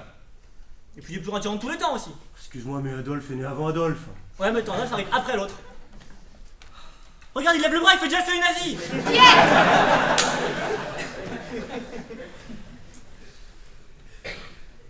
Rassure-moi. Tu ne penses pas qu'Adolphe est devenu Adolphe parce qu'il s'appelait Adolphe? Tu peux répéter? Tu ne penses pas qu'Adolphe On pourrait est peut-être manger et parler d'autre chose? Non, Babou, c'est important. Adolf Hitler n'est pas devenu Adolf Hitler parce qu'il s'appelait Adolphe. Il serait appelé Pierre ou Martin, et ben il aurait été tout aussi méchant. On aurait juste dit Martin Hitler, et moi aujourd'hui, je serais tranquille. Sans doute, Vincent. Mais tu vois, son papa et sa maman, qui devaient avoir des goûts proches des tiens, ont décidé de l'appeler Adolphe, pas Martin. Adolphe n'est pas responsable de ce qu'a fait Adolphe. Mais quand il parle de ce qu'il a fait, il parle de la mort des millions de personnes. Il a pas volé une bicyclette, merde. Mais Adolphe non plus, il faut que je te le dise en quelle langue? Et bah il fait également. Arrêtez de hurler! Vous allez réveiller les enfants. Maintenant ça suffit, je retourne en cuisine et à mon retour on parle d'autre chose.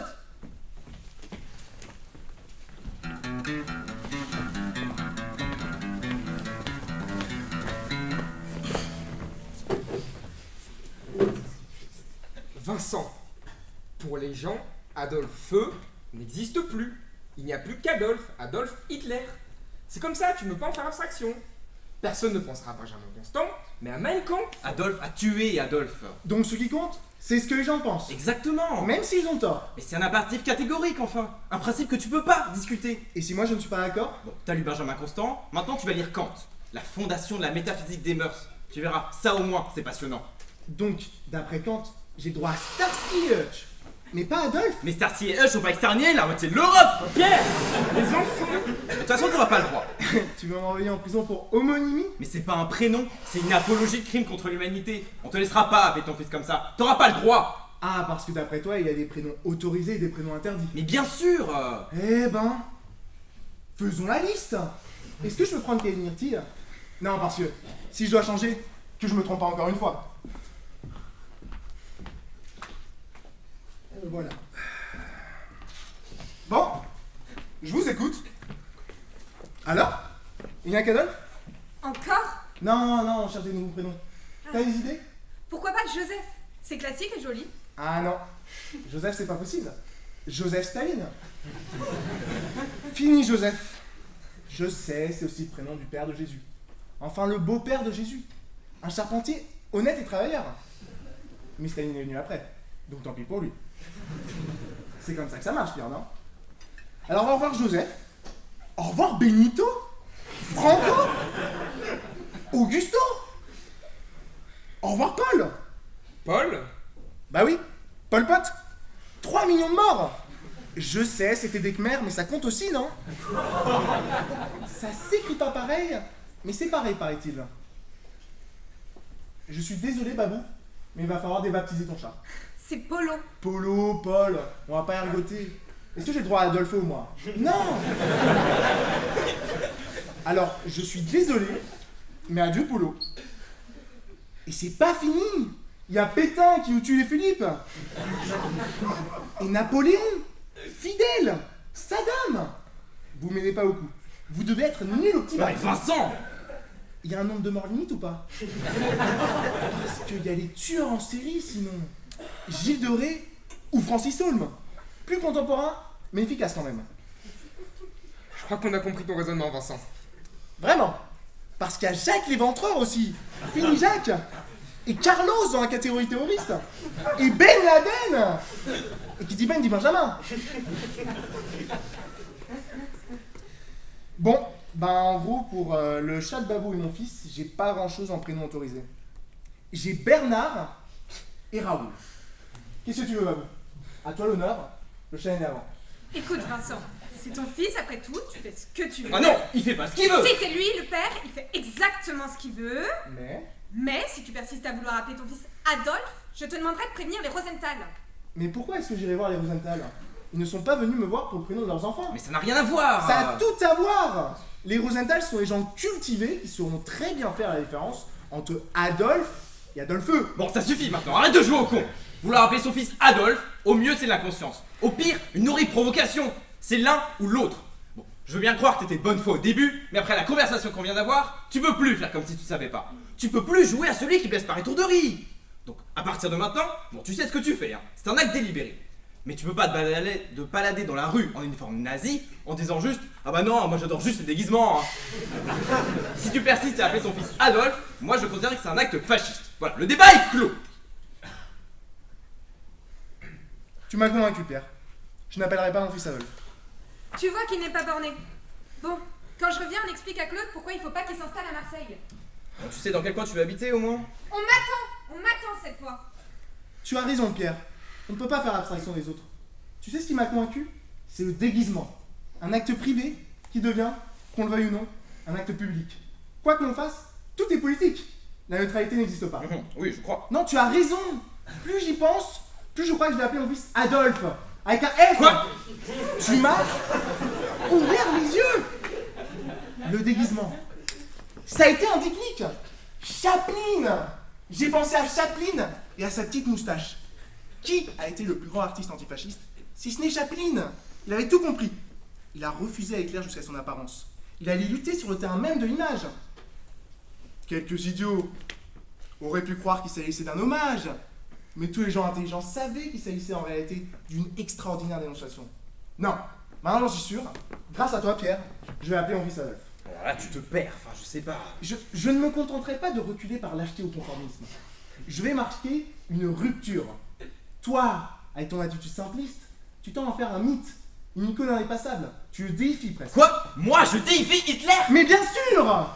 Picasso aurait appelé son fils Adolphe, il aurait fait un bien plus grand manifeste pour la paix qu'en peignant Guernica.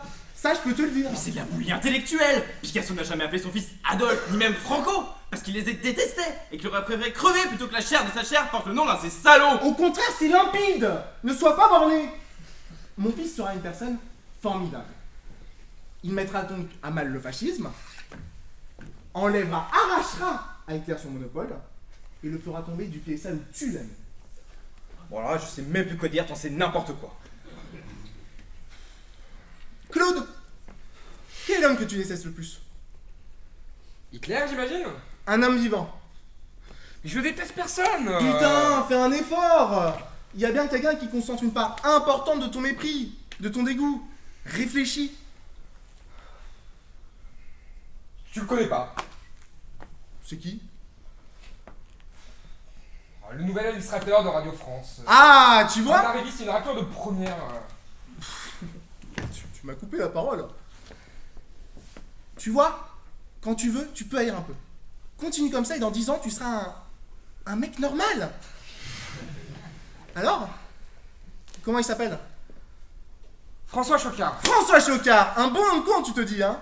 Quand tu l'entends, tu ne penses pas à Saint-François Assise, à François Mitterrand ou à François Mauriac. Non! Alors si François Chocard, par sa simple connerie, a pu faire disparaître au sein de Radio France les rois, présidents et plus grands auteurs français, alors crois-moi, Adolphe Larcher détrônera Hitler. Adolphe est mort, vive Adolphe! Qu'est-ce qui se passe ici? Adolphe vient de remporter une nouvelle bataille. Quoi, encore? Et ça grâce à François Chocard. Mais de quoi il parle? Oh, écoute, Babou, faut être là, merde! Excuse-moi de préparer le dîner. Non, mais c'est pas ça, mais c'est que tu t'en vas toutes les 5 minutes! Je fais les courses, je m'occupe des enfants, de la bouffe, du linge, de tout. Et si j'ai le malheur de poser une question, je me fais envoyer sur les roses. Oh, mais c'est bon, c'est pas ce que je voulais dire! Mais c'est ce que t'as dit. Mais reviens, ça nous fait plaisir que tu sois là avec nous!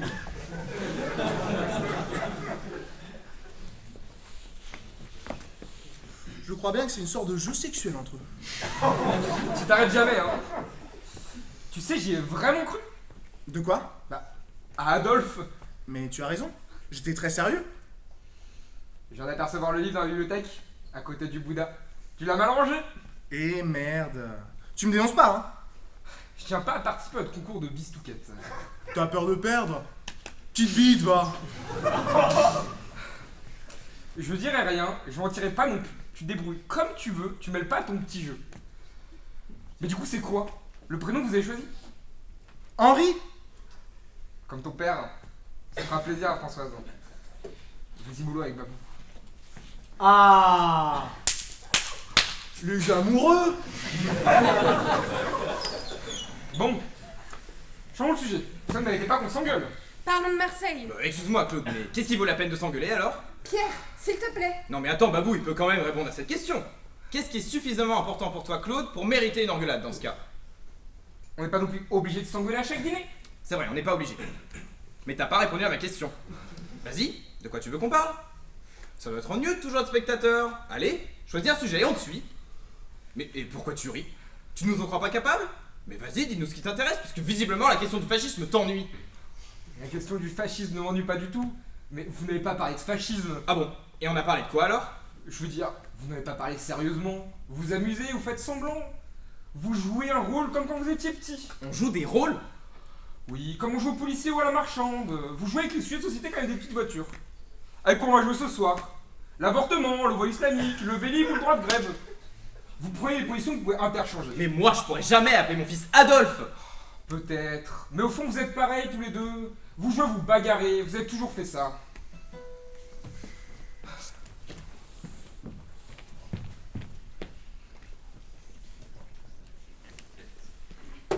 Excuse-moi. Je suis désolée d'arriver si tard. Bonsoir, Pierre.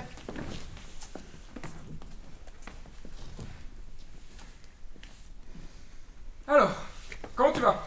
Ah bien, mais avec la préparation des défilés, c'est un peu la folie en ce moment. Ah bah tiens, tant qu'on parle de folie. Pierre, s'il te plaît, ne recommence pas. Qu'est-ce qui se passe? Nos amis n'ont que moyennement apprécié le prénom de notre fils. Ah, parce que tu leur as dit. Ah bah oui, il a pas résisté, hein. Il était trop fier. Et ça ne vous a pas plu alors? Non, Anna, ça ne leur a pas plu. Ça nous a plus surpris que déplu. Oui, c'est ça, c'est de la surprise surtout. Non, pas moi. Je suis désolé, Anna, mais moi il m'a plus déplu que surpris. Mais c'est moi qui suis désolée. On pensait que la référence vous plairait. Mais c'est vrai. Quoi? La référence? Mais c'est la référence qui nous a déplu, Anna. C'est justement la référence. Je crois pas que vous parlez de la même chose. Moi, je pense qu'Anna comprend très bien ce que je veux dire. Je crois, oui, mais ce que je comprends moins par contre, c'est ta réaction. Mais moi aussi, je suis surpris. Bon, que Vincent ait pu avoir cette idée à la rigueur, je comprends. Mais toi, alors toi, ça me dépasse. Mais c'est moi qui lui ai proposé. Mais oui! Mais tu te rends compte de qui on parle? De ce qu'il a fait? De ce qu'il a fait, mais j'en sais rien, moi, j'ai jamais rencontré. J'ai jamais rencontré, mais c'est pourquoi elle passe, c'est là! Elle est là, donc si t'as un truc à lui dire, tu lui dis en face. Anna. Eh bah t'es complètement folle, hein, ma beau fille! Pardon? Ça suffit maintenant. Vincent, ça va finir. Bon, t'es content, voilà, hein, toi, voilà ce qui se passe quand je choisis ce genre de prénom. Mais de quoi je me mêle? Et puis t'es qui pour me parler sur ce ton? Pierre, excuse-toi. Ma chérie, ce n'est pas ce qu'il voulait dire. Il est prof de français, je pense qu'il sait très bien ce qu'il dit. Bah effectivement, moi au moins j'ai le sens des mots et de leur portée. Hein. Je t'emmerde, j'appelle mon fils comme je veux. Mais justement, non! Alors je suis désolée, hein, mais j'ai pas de cours de prénom à recevoir de quelqu'un qui appelle ses enfants Apollin et Myrtille. Stop! C'était une blague. Une blague. On se calme.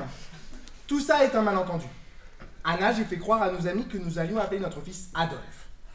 C'était idiot. Drôle, mais idiot. Mais quand même très drôle. Très très drôle. C'est de là que vient la colère de Pierre. Quand Anna parlait de référence, c'est à papa qu'elle pensait, car nous allons appeler notre fils Henri. Ok?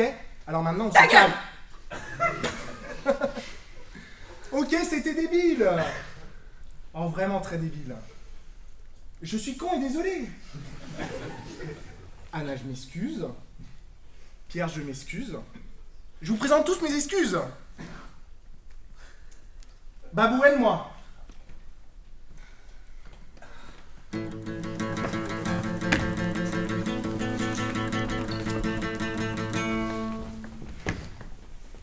Toi, tu ne dis rien, non?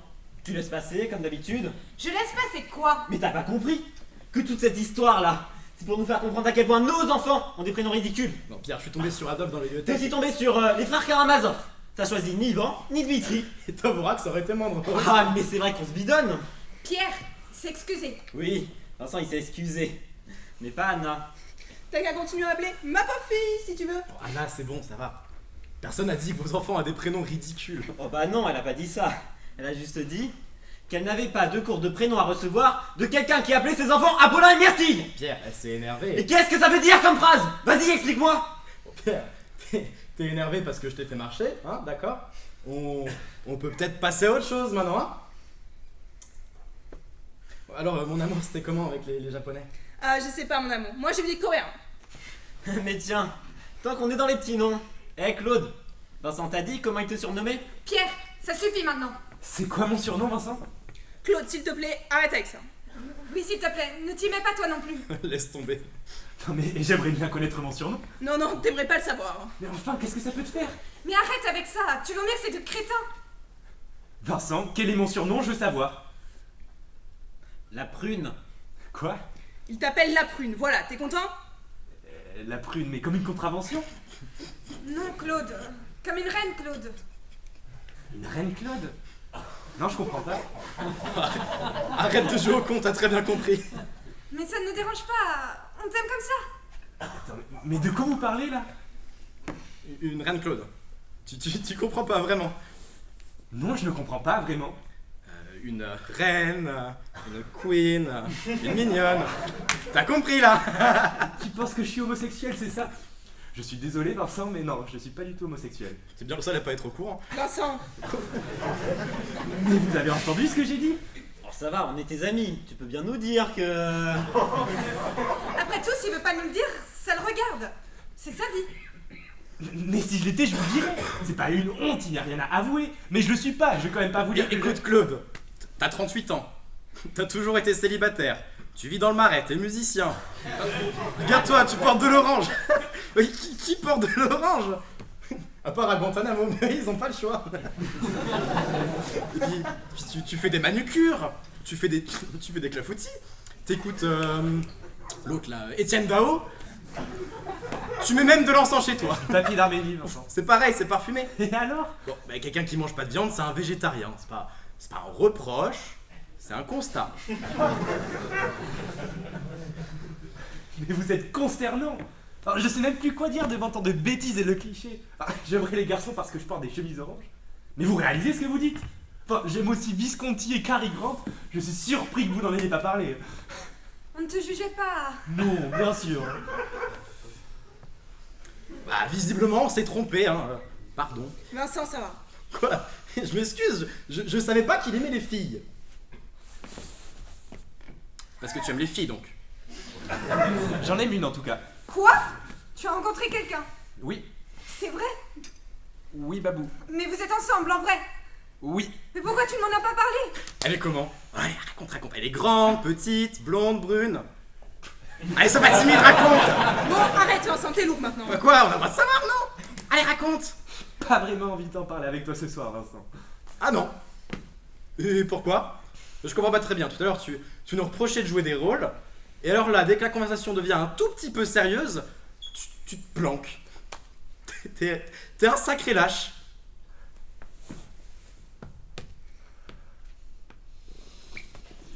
Qu'est-ce que tu veux savoir, Vincent? Arrête, Claude, hein, ne rentre pas dans son jeu. Mais quoi, quel jeu? Vous avez 30 ans qu'on grandit ensemble, on sait rien de lui, il nous dit jamais rien. On dirait un greffier. Qu'est-ce que tu veux savoir? Vas-y, pose-moi tes questions. C'est une femme alors? Oui. Vous êtes ensemble depuis combien de temps? Plusieurs années. Quoi? Tu es avec quelqu'un depuis des années et tu n'en as jamais parlé? Et elle est belle? Elle est splendide. Bon, arrête, Claude, pas maintenant, pas comme ça. Mais pourquoi tu ne veux pas qu'ils nous le disent? Parce parce que, Babou, c'est sa vie, ça nous regarde pas. Attends, Anna, tu la connais? Oui, elle la connaît. Nous aussi, on la connaît? Très bien. Comment ça, très bien? Mieux que personne. Hein? Bon, ça suffit, Claude, t'es allé trop loin, dis-leur la vérité. D'accord, c'est bon, je vais leur dire. Attends, mais va nous dire quoi là? Je suis désolé, Vincent, je voulais pas que ça se passe comme ça. Non, Anna, t'as pas fait ça? T'as pas fait quoi? Mais toi et lui là-bas! Mais non, Vincent, ce n'est pas ça. C'est sûr! C'est pas du tout ça, Vincent, pas du tout. Ah putain! J'ai vraiment cru que... Ah, moi aussi!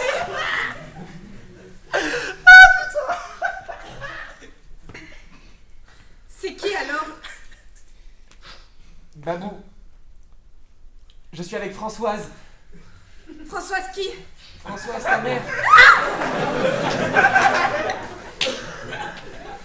Quoi, sa mère? Je suis avec Françoise, Vincent. Putain, c'est qui, Françoise Vincent? Mais non, Françoise, maman. Comment ça, tu es avec maman? Ensemble. Hein? Vincent. Ta gueule! Oh putain! Et moi qui pensais qu'on était proches. Mais on est proches, Babou. Je pensais que tu me faisais confiance, tu m'as rien dit. Je te fais confiance. Moi qu'Anna, visiblement. Ça n'a rien à voir. Tu savais depuis quand? Ah, écoute, Babou, ce sont vos histoires, je veux pas en mêler. Tu sais depuis quand? Vincent, s'il te plaît. Toi, tu m'adresses encore une fois la parole et je te fous ton putain de trauma dans le cul. Tu savais depuis quand? Bon, écoute, Vincent, je comprends que vous soyez blessé. Je comprends même que vous puissiez vous sentir trahi. Mais personne ne voulait vous faire du mal, personne. Arrête de jouer à l'assistante sociale, merde, tu savais depuis quand? Et ça changera quoi? Mais ça changera que je savoir depuis quand ma femme me ment. Tu dis toujours que tu veux pas tout savoir, que chacun doit avoir son jardin secret, sa part de liberté qu'il le faut, surtout pas tous dire. Bah dans ce cas-là, fallait rien me dire. J'ai essayé, mais t'as rien écouté, t'en as fait qu'à ta tête, comme d'habitude. Ça va être de ma faute. Écoute, c'est une histoire entre ta mère et ton meilleur ami. Je comprends que ça puisse être difficile à accepter, mais c'était pas à moi d'en parler. C'était une décision qui leur appartenait, et si tu comprends pas ça, je peux rien pour toi. Anna a raison. C'était pas à elle de nous dire, c'était à toi. Mais votre mère n'était pas prête. Elle pensait que vous ne comprendriez pas. Ça n'a rien à voir. Ça aurait été un autre. N'importe qui, je m'en fous, ça aurait été pareil. Mais de quoi tu parles? Il couche avec maman. Arrête avec maman. Maman, grandis un peu, t'as plus 8 ans. Claude et moi, on se connaît depuis 30 ans. Depuis 30 ans, il n'y a pas un jour sans qu'on soit vu, écrit ou appelé. Pas un. Tous les moments qu'on a passés ensemble, tous les deux, où je me laissais aller à te raconter ma vie, où je me disais, vas-y ma fille, lâche-toi. C'est Claude, il sait tout de toi, tu sais tout de lui. Babou. Et moi qui culpabilisais souvent. Si, je t'assure, d'avoir Pierre, d'avoir les enfants. Parce que tu étais tellement tout seul. Je m'épuisais à essayer de te trouver quelqu'un de bien, quelqu'un pour toi, qui aimerait les jolies choses, la musique. Quelle conne. Bon, Babou, essaye de comprendre, c'était pas contre toi. C'était son secret, c'est tout. Il lui fallait sûrement un peu de temps. Bon.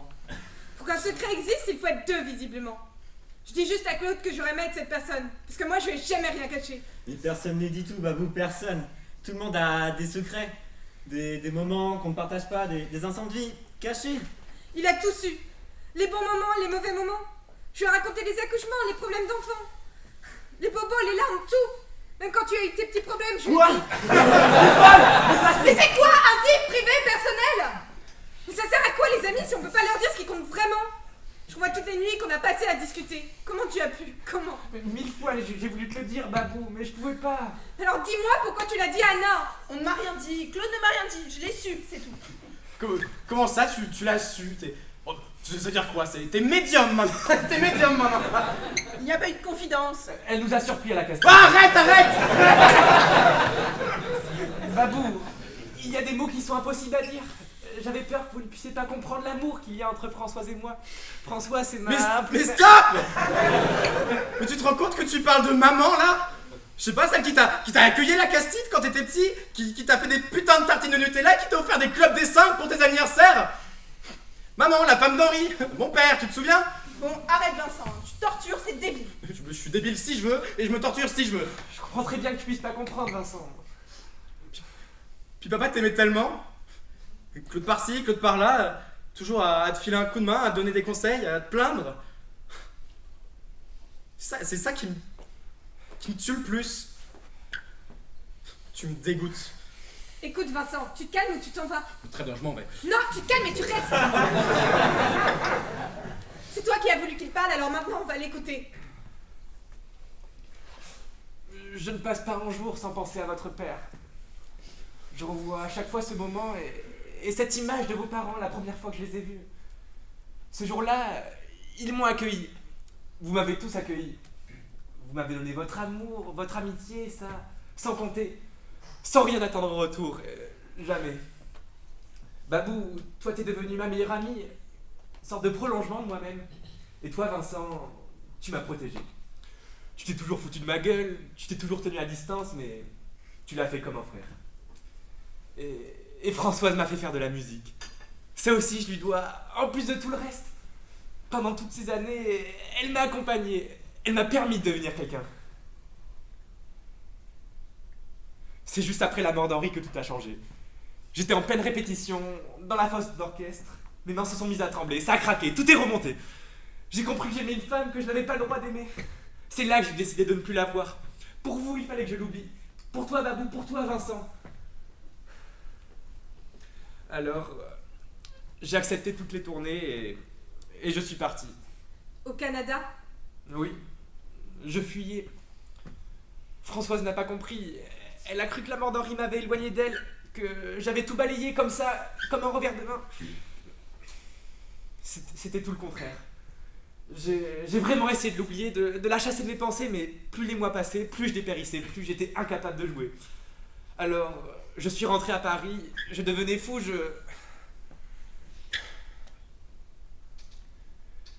Une nuit, j'ai pris la voiture et j'ai roulé sans m'arrêter jusqu'à la Castide. Il fallait que je la voie, il fallait que je lui parle, je pouvais plus garder tout ça pour moi. Je suis arrivé à l'aube, la maison était plongée dans le brouillard, on n'y voyait pas à 2 mètres. Il y a eu un bruit de ferraille, un bruit de porte et Françoise est apparue. Elle n'avait pas l'air surprise, non? C'est comme si elle m'attendait, comme si elle m'avait toujours attendu. On est resté là, je sais pas, 1 minute peut-être, dans le froid, l'un face à l'autre. J'étais vidé, j'étais épuisé, mais j'étais bien. J'étais là où je devais être. Tu comprends? Tu comprends ce que j'ai ressenti? C'était l'évidence, ça nous a sauté aux yeux, c'était tellement simple. Je comprends. La pluie a commencé à tomber.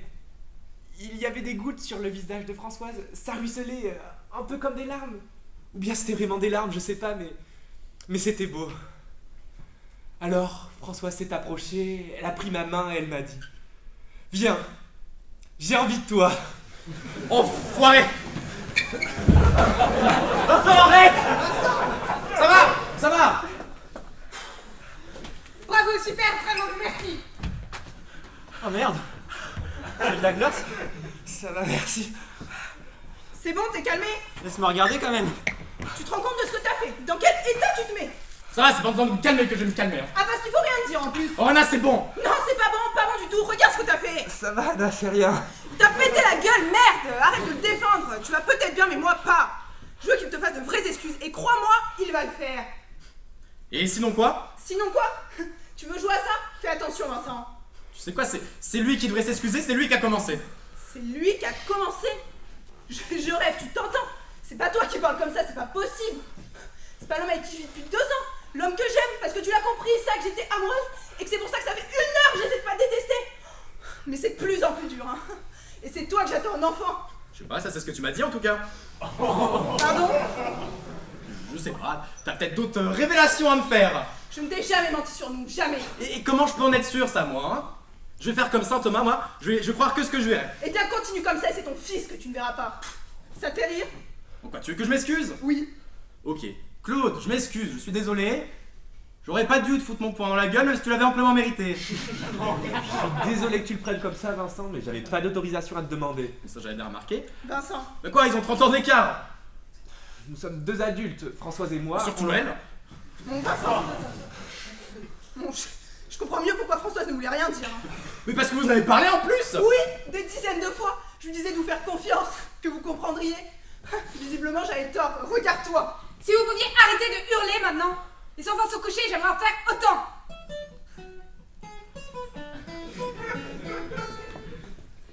Allô? Ah, Ah, salut maman. Ah non, tout va bien. Tout s'est très bien passé. L'ambiance était très bonne. Écoute, ce serait un peu long de rentrer dans les détails, mais en gros, après que Vincent nous ait annoncé qu'il voulait appeler son fils comme Hitler, lui et Anna, qui ont encore arrivé avec 1 heure de retard, nous ont avoué qu'ils trouvaient les prénoms de nos enfants ridicules. Ton fils chéri qui ne peut pas blairer les Rosenthal pense venir à la Castille le week-end du 35-36. Remarque, maintenant qu'il a pété les côtes de ton amant, il a peut-être changé d'avis. 2 clones, maman. Pourquoi? Tu en as d'autres? Je te le passe. C'est maman. D'accord. Oui et non. Je te rappelle. D'accord. Moi aussi. Françoise vient à Paris demain. Elle rentre plus vite que quand il s'agit de ses petits-enfants. Oh, Babou, tu serais rappelé pour t'excuser. Pour m'excuser. Tu veux que je demande pardon à ma mère? Toi. Bon, écoute, Babou. Et moi, qui va me demander pardon? Tu vas me demander pardon, Pierre? Te demander pardon. Oui, Pierre, solliciter mon indulgence, faire acte de contrition, demander une preuve que je t'aime encore malgré toutes les vacheries que tu m'as faites. C'est ça le pardon. C'est quoi cet ahuri? Je suis folle, moi aussi, c'est ça? Ou c'est juste du langage corporel pour bien faire comprendre aux autres que tu ne sais pas du tout de quoi je parle? Bon, écoute. Tu penses que tu vas te dédouaner avec tes sirop? Que ça va faire la blague? Qu'on va se dire oh là là, le pauvre avec sa bonne femme hystérique qui lui fait des scènes. Tu verrais ta gueule, Pierre.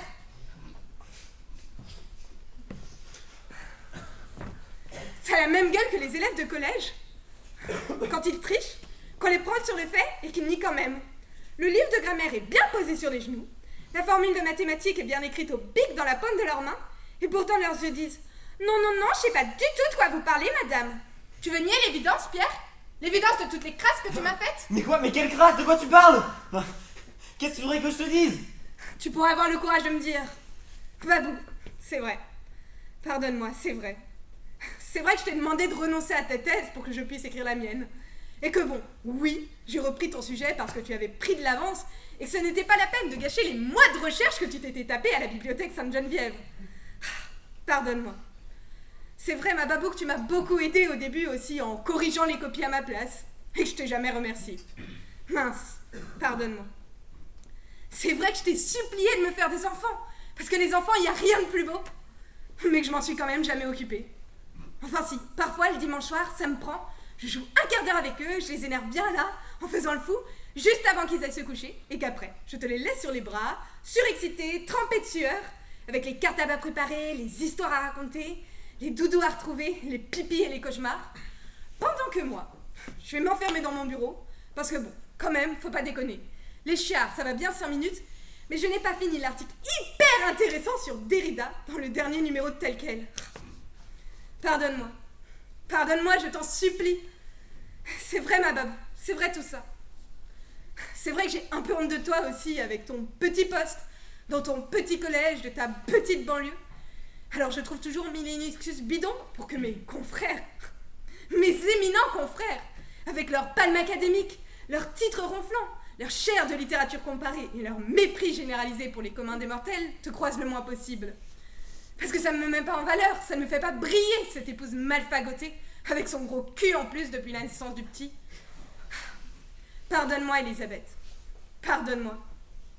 Alors, qui va me demander pardon? Pas toi, Pierre, visiblement. Bon, toi, Claude, je ne te dis rien, puisque tu sais déjà tout, même si l'inverse n'est pas vrai.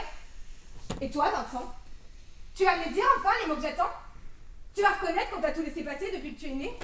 Toi, le fils à son moment, le petit clou de son pauvre pas, qui avait le droit d'être nul à l'école, qui avait le droit de sortir de table sans demander la permission, qui avait le droit de répondre, de décocher, qui avait tous les droits parce qu'il est tellement marrant, Vincent, et très éveillé pour son âge. Il ne faudrait pas qu'il s'épuise en débarrassant la table. Ta sœur va le faire. Ne t'inquiète pas, mon gros bébé, ça ne la dérange pas. Elle aime ça même, faire la boniche, ta godiche de sœur. Ne t'inquiète surtout pas, mon Vincini. On veille sur toi. Tu peux faire toutes les conneries que tu veux, on te pardonne d'avance. Alors? Ça fait tilt? Oui? Non? Pas de pardon en perspective? Parfait. C'est bien. On est tous pareils alors. On est dans le non-pardon ce soir. Pas trop déçu, Pierre. On devra faire avec, hein. Tant pis. C'est comme ça. Ça nous aurait libérés sûrement. Alors moi, je vais prendre mon aigreur, mon dégoût et ma rancune.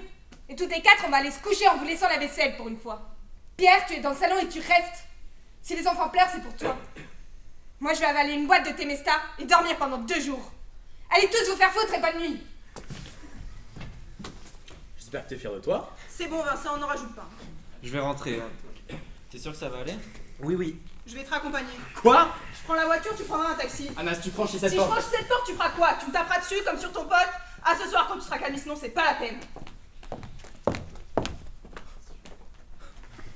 Mais je rêve! Oh Vincent.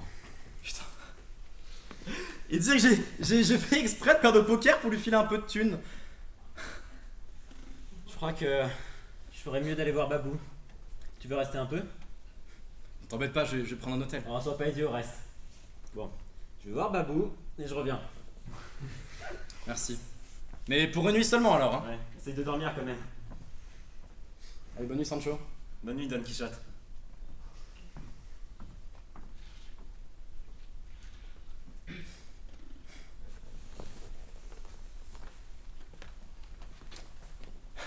Ce soir-là, la tête lourde, en tentant de lire les premières pages du roman de Benjamin Constant, je ne doutais pas que notre famille ait atteint un certain point de non-retour.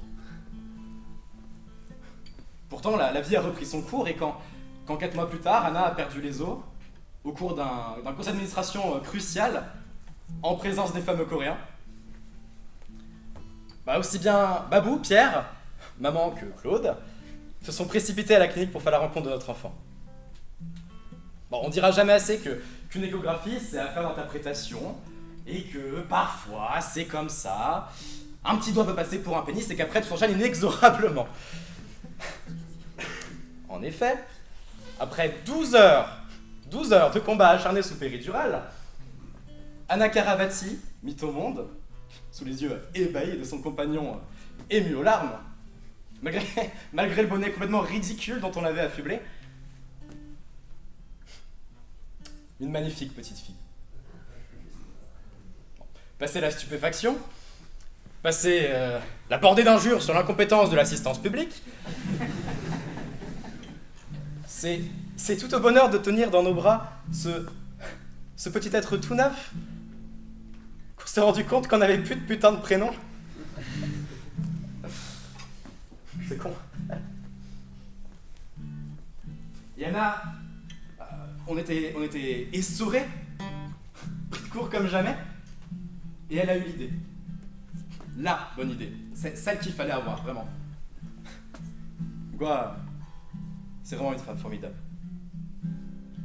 Bon, j'ai retrouvé les autres dans la salle d'attente entre les infirmières et les cris, et ils étaient là, le cœur battant, à me demander alors. Et j'avais une boule, une de ces boules dans la gorge, quand je leur ai dit, alors, c'est une petite fille, et elle va s'appeler Françoise. Alors, Babou, elle a éclaté en sanglots, Pierre a poussé un cri de joie, maman m'a serré longuement dans ses bras. Quant à Claude, lui, c'est en me tenant la main qu'il m'a dit c'est une idée formidable, Vincent. Et c'est là, sur le visage de mon ancien ami et nouveau beau-père, que subrepticement, insidieusement, j'ai cru voir une grimace. Enfin, non, pas vraiment une grimace, plutôt une petite moue.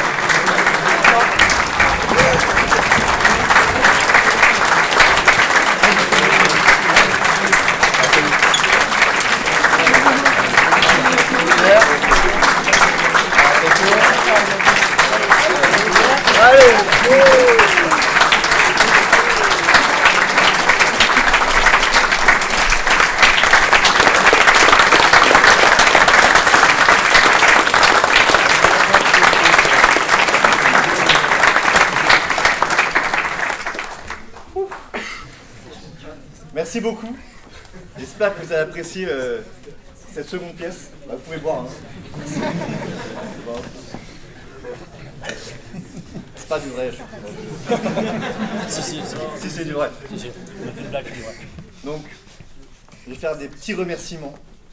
Je vais commencer par la salle Coligny, parce que chaque année, elle nous accueille, enfin depuis 2-3 ans. Non, depuis 2 ans. 1 an. Et j'espère que ça va continuer. Quand je suis arrivé, enfin avant, on faisait ça surtout à Centrale. Après, on a réussi à faire 1 fois à Coligny, maintenant 2 fois. Et j'espère que ça va continuer peut-être 3 fois, maximum 3 fois. Ah, c'est bien, donc merci à eux, donc on peut applaudir.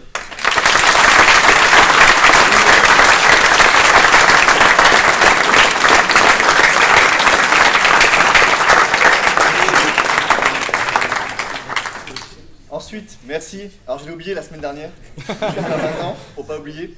Merci à Benoît pour les photos et pour les photos surtout. Voilà.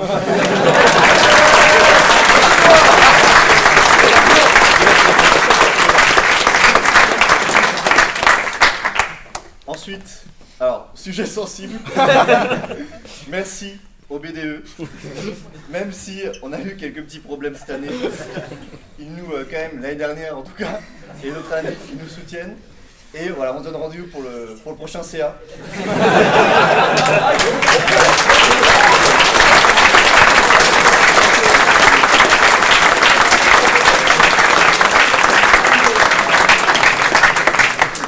Martin soit au rendez-vous. Ensuite, je pense qu'on peut remercier une personne qui, sans elle, rien ne serait possible. Je pense qu'on peut applaudir très très fort Morgane qui met tout la scène.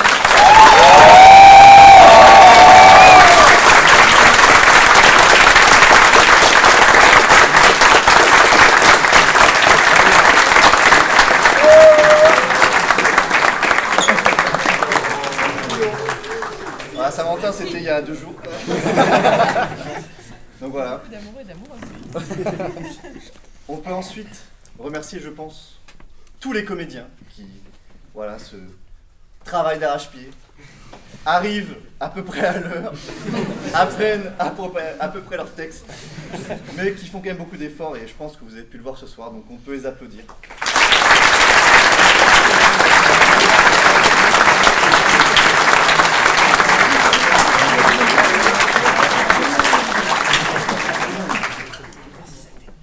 Ah oui, merci aussi au CNT pour la captation. Et voilà, vous pourrez...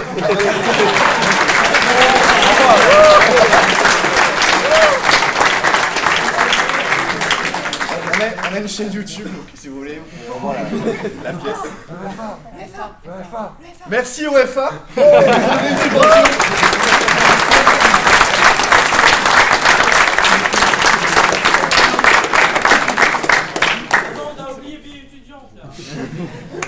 Merci vie étudiante.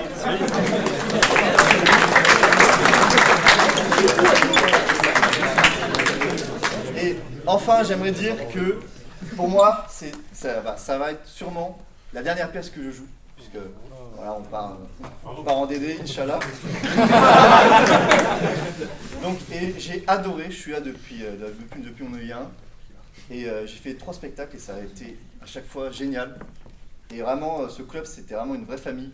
Et je suis content d'avoir pu participer à ce club et j'espère que ça va continuer avec les petits nouveaux. Voilà. Et donc, surtout, je pense pour finir, merci à vous d'être là, d'être toujours là. Donc je pense qu'on peut vous applaudir.